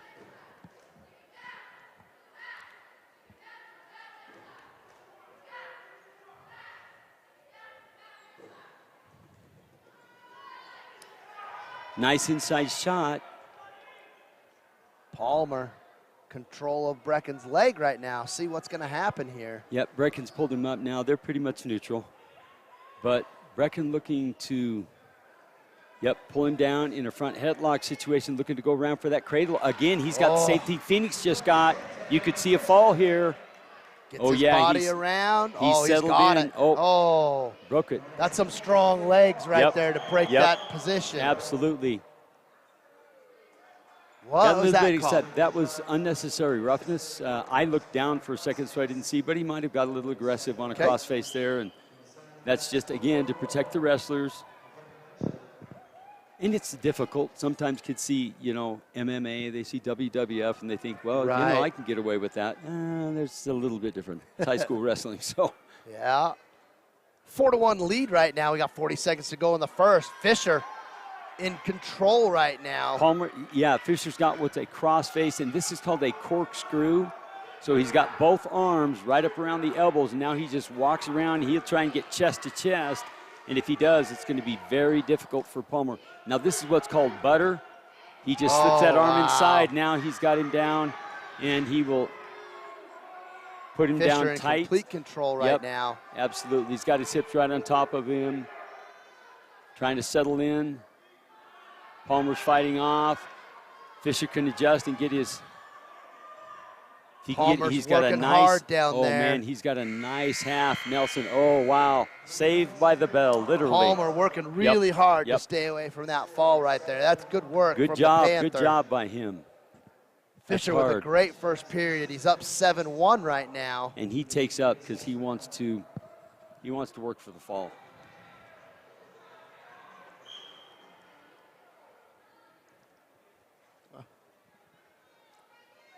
Back in. Fisher working on that far wrist ride. Now comes out, he's got an ankle ride, and so he'll look to crossface and cradle right here. There's the crossface. Now he's taking all of his base. He got the far ankle there. Now he's got him down. He's got a. The referee will look to protect him from choking. Right Correct. here. It's not intentional. It's just the nature of the move. It just happens. Okay, now he's adjusted well and gotten himself over, and now he's in a position. He'll go a head and arm position or a headlock position. It's very difficult to get out of this. And I would think with the weight class we're in right now, that's just brutally tough. That's a lot of weight. A lot of weight to keep up. Fisher's got some good balance there on top. This has got to be close.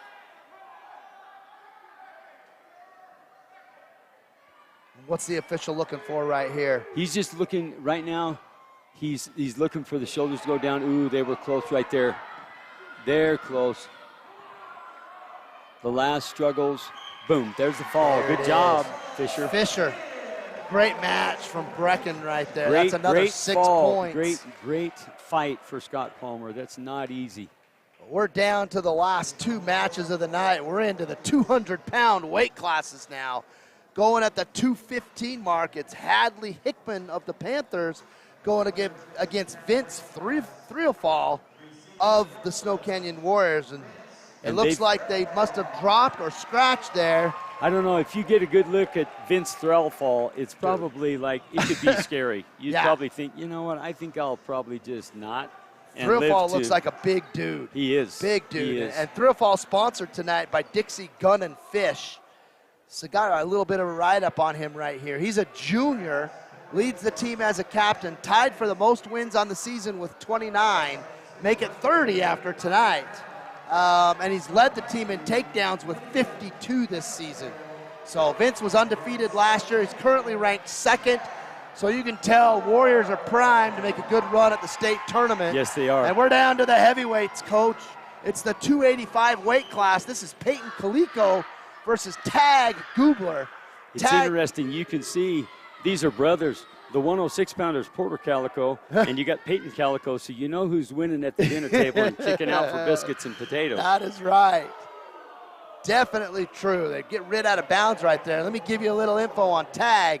Tag, again, sponsored by Westfab Inc., right? Wrestling that 285-pound group. He's a returning state qualifier, and the kid's only a sophomore. Yeah, he's done a great job. Young kid. He's the son of Trek and Elsha Gubler. Trek was a big-time wrestler here at Snow Canyon High School. No? Trek was a big-time football player. Kaysen, his brother, was the wrestler. Kaysen was a state champion, yes. There you go. Well, Tag is ranked as a sophomore, number 3 in the state at the heavyweight 285 division, and his opponent from Pineview is ranked 4th. Wow. So we've had some really good matches tonight with highly ranked state wrestlers from both schools. Absolutely. It's a great atmosphere.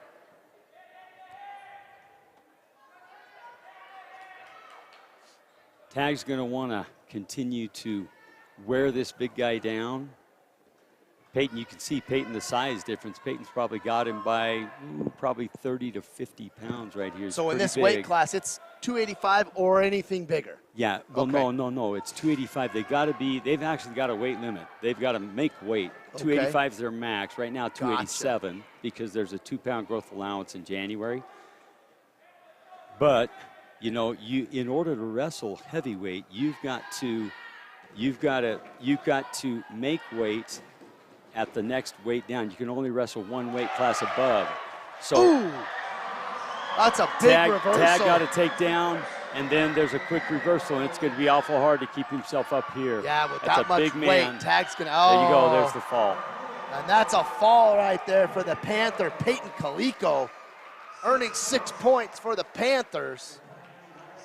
Gubler goes down in that first period. It was a good match up until that mistake right Absolutely, and with a guy that big, if you just make one little slip right there, and it wasn't really a slip. I mean, he had a takedown, but sometimes when you relax after taking that takedown and his adrenaline gets going and he catches something and he can flip you pretty easy. So that's something that Tag will definitely learn from, and that's what it's all about. I think we have a couple of girls matches coming out. Awesome. They're going to wrestle now that they've had time to rest. I'm not quite sure who these guys are, but we're going to keep ourselves right here and watch a couple of girls go at it on the mat again.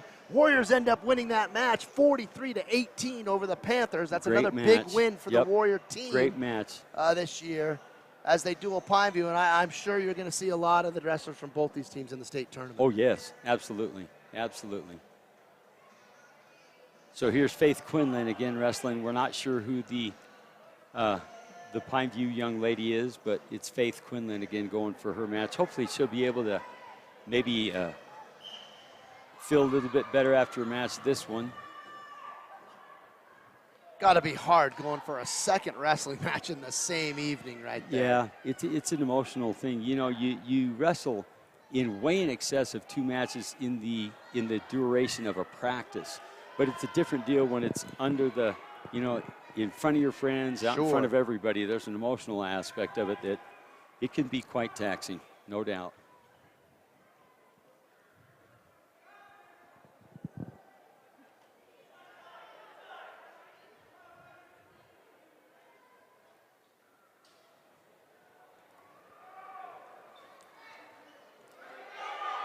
Fairly good shot right there by Pineview. Faith was able to counter, but finds herself, there's no point scored yet. Faith still got locked. There's points by Pineview. 2 points takedown.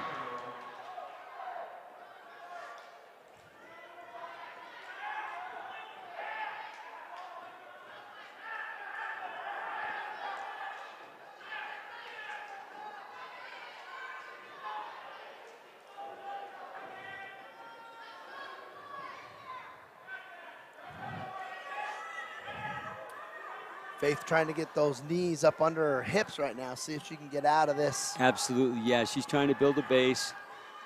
And the Pineview girls are allowing her the space to do that. She's got her hips clear off to the side, so Faith can come up.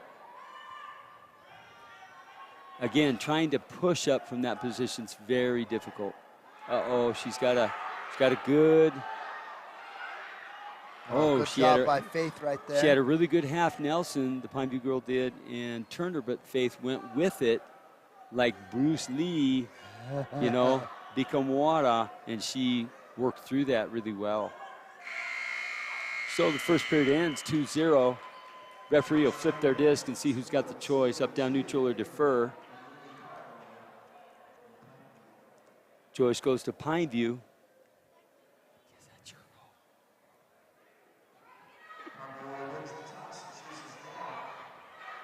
Pineview going to be down.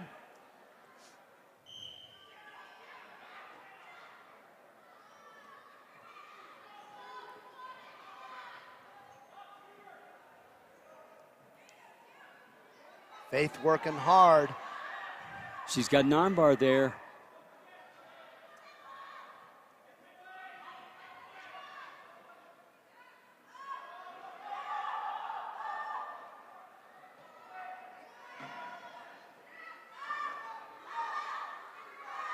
Faith doing a good job keeping control right here. Pineview girl really trying hard to get up. Really, really trying hard. Faith is riding tough with a half Nelson, which is not easy to do.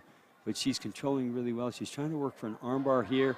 But again, she took her weight off of her and actually pulled her up. That's what happened there. So reversal, so now you're 4-0.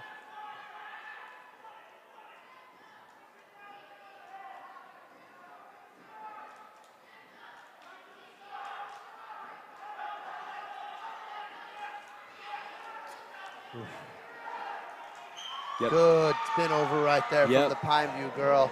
Yeah, she that was pretty a little tight. strong for Faith. That move was pretty tight right there. Looks like we got another opportunity for our other female wrestler. Megan Allred's going to come out. Megan Allred's going to come out and wrestle again.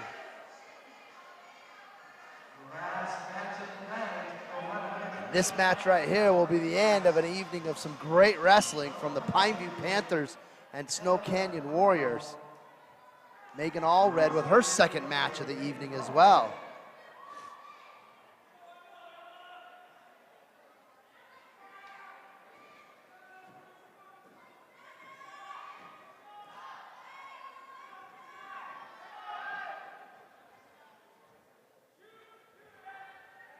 Oh.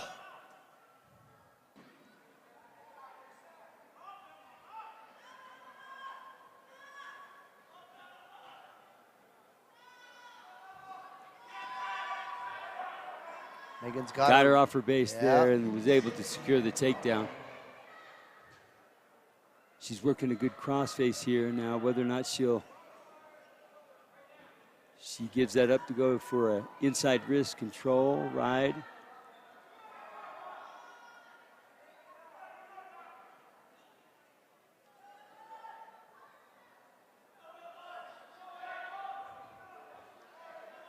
She's got an armbar now, and she's out to the side. If she can keep the weight forward, which she does, ooh, yeah, there she goes. Oh. Girl's getting twisted up like a pretzel right there, Coach. Telling you what, yep. That's brutal. And there's 40 seconds here. She's really flexible, though. Look, she's got her right elbow's clear out here bracing her, and her left one's clear around. I don't bend that way. No. I'm just telling you. That's amazing. Look at her hips are flat on the mat, and her shoulders are being twisted. It's amazing. The flexibility of the youth, I'm telling you. Yeah, that's crazy. That is amazing. Megan's pretty relentless, though. She's putting the pressure on. There she goes, getting near fall. She's got 9 seconds. Oh, my gosh. There, the hips finally come over. That's just crazy. Oh, good job. Great work by the Pineview girl to stay out of a fight pin off right the there. pin right there. Good job. Absolutely. Like you said, that's some pretty amazing flexibility right there. You twisted me like that. I don't believe I'd be able to get out of bed tomorrow morning. I'm just pretty sure I would. Guarantee I would not.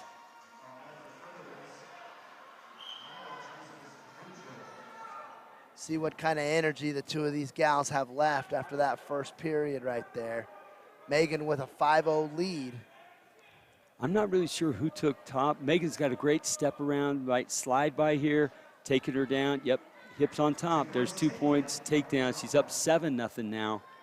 And boy, she's going to go to work. Look, she's already uncovered the hip. She's looking to get really physical with the crossface. She's planted her hand behind the knee, running ahead to the knee for a crossface cradle. Now she'll reverse her hips and come back hip to hip. There you see it, hip to hip. Now she brings her up. She gets her bottom knee in. Lost the cradle. So she got 2 near fall there. Now she's up 9. She's close now. If she gets 15-point spread, the referee will stop the match because that's a technical fall. So she's close. She's within 6. And doesn't look to be slowing down. She looks like she would really like to atone for that first match she had tonight.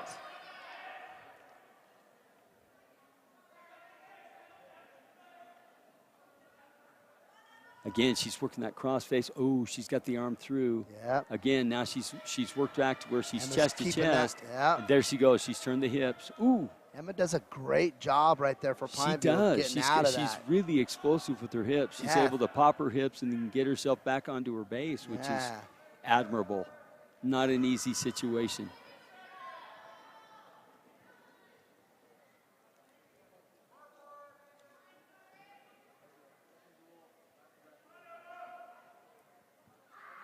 "20 seconds. Here she goes, working her arm again. This could be tight. Oh, yeah, she stopped. It's potentially dangerous there. And when the referee puts his hand up behind his head with one hand, that's potentially dangerous. Like, it's potentially going to be injurious if he lets that go. So, and that isn't really anything that Megan did wrong. It's just the fact that sometimes the hip of the defensive wrestler, the one on the bottom, if they put their hip down on the side, they have an arm bar, it's going to be very difficult to make it legal. It just kind of goes wrong. So Megan in complete control of that second period. She's up 9-0. Her choice right now looks like she's going to take up. Yep. Going to take top, in control, stay in control.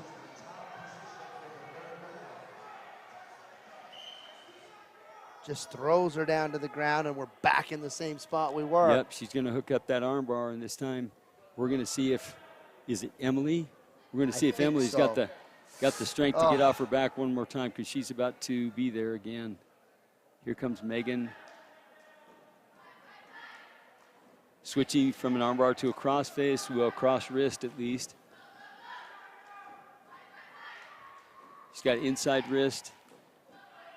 Doing a good job maintaining pressure.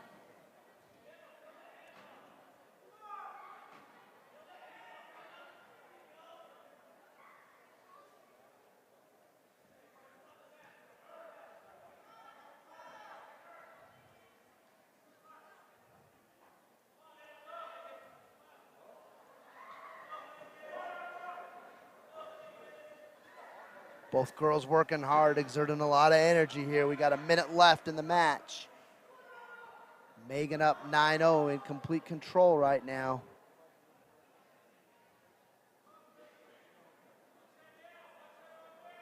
Oh. There you go. For that spin out.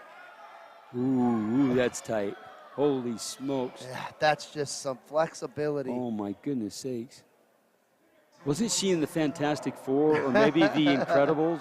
Like the really, really stretchy one? Elastigirl. Holy man. That's just that crazy. is incredible. Yep. Oh, here comes Megan getting physical with a Just with putting a power all half. her weight up in there. She's caught her in a power half.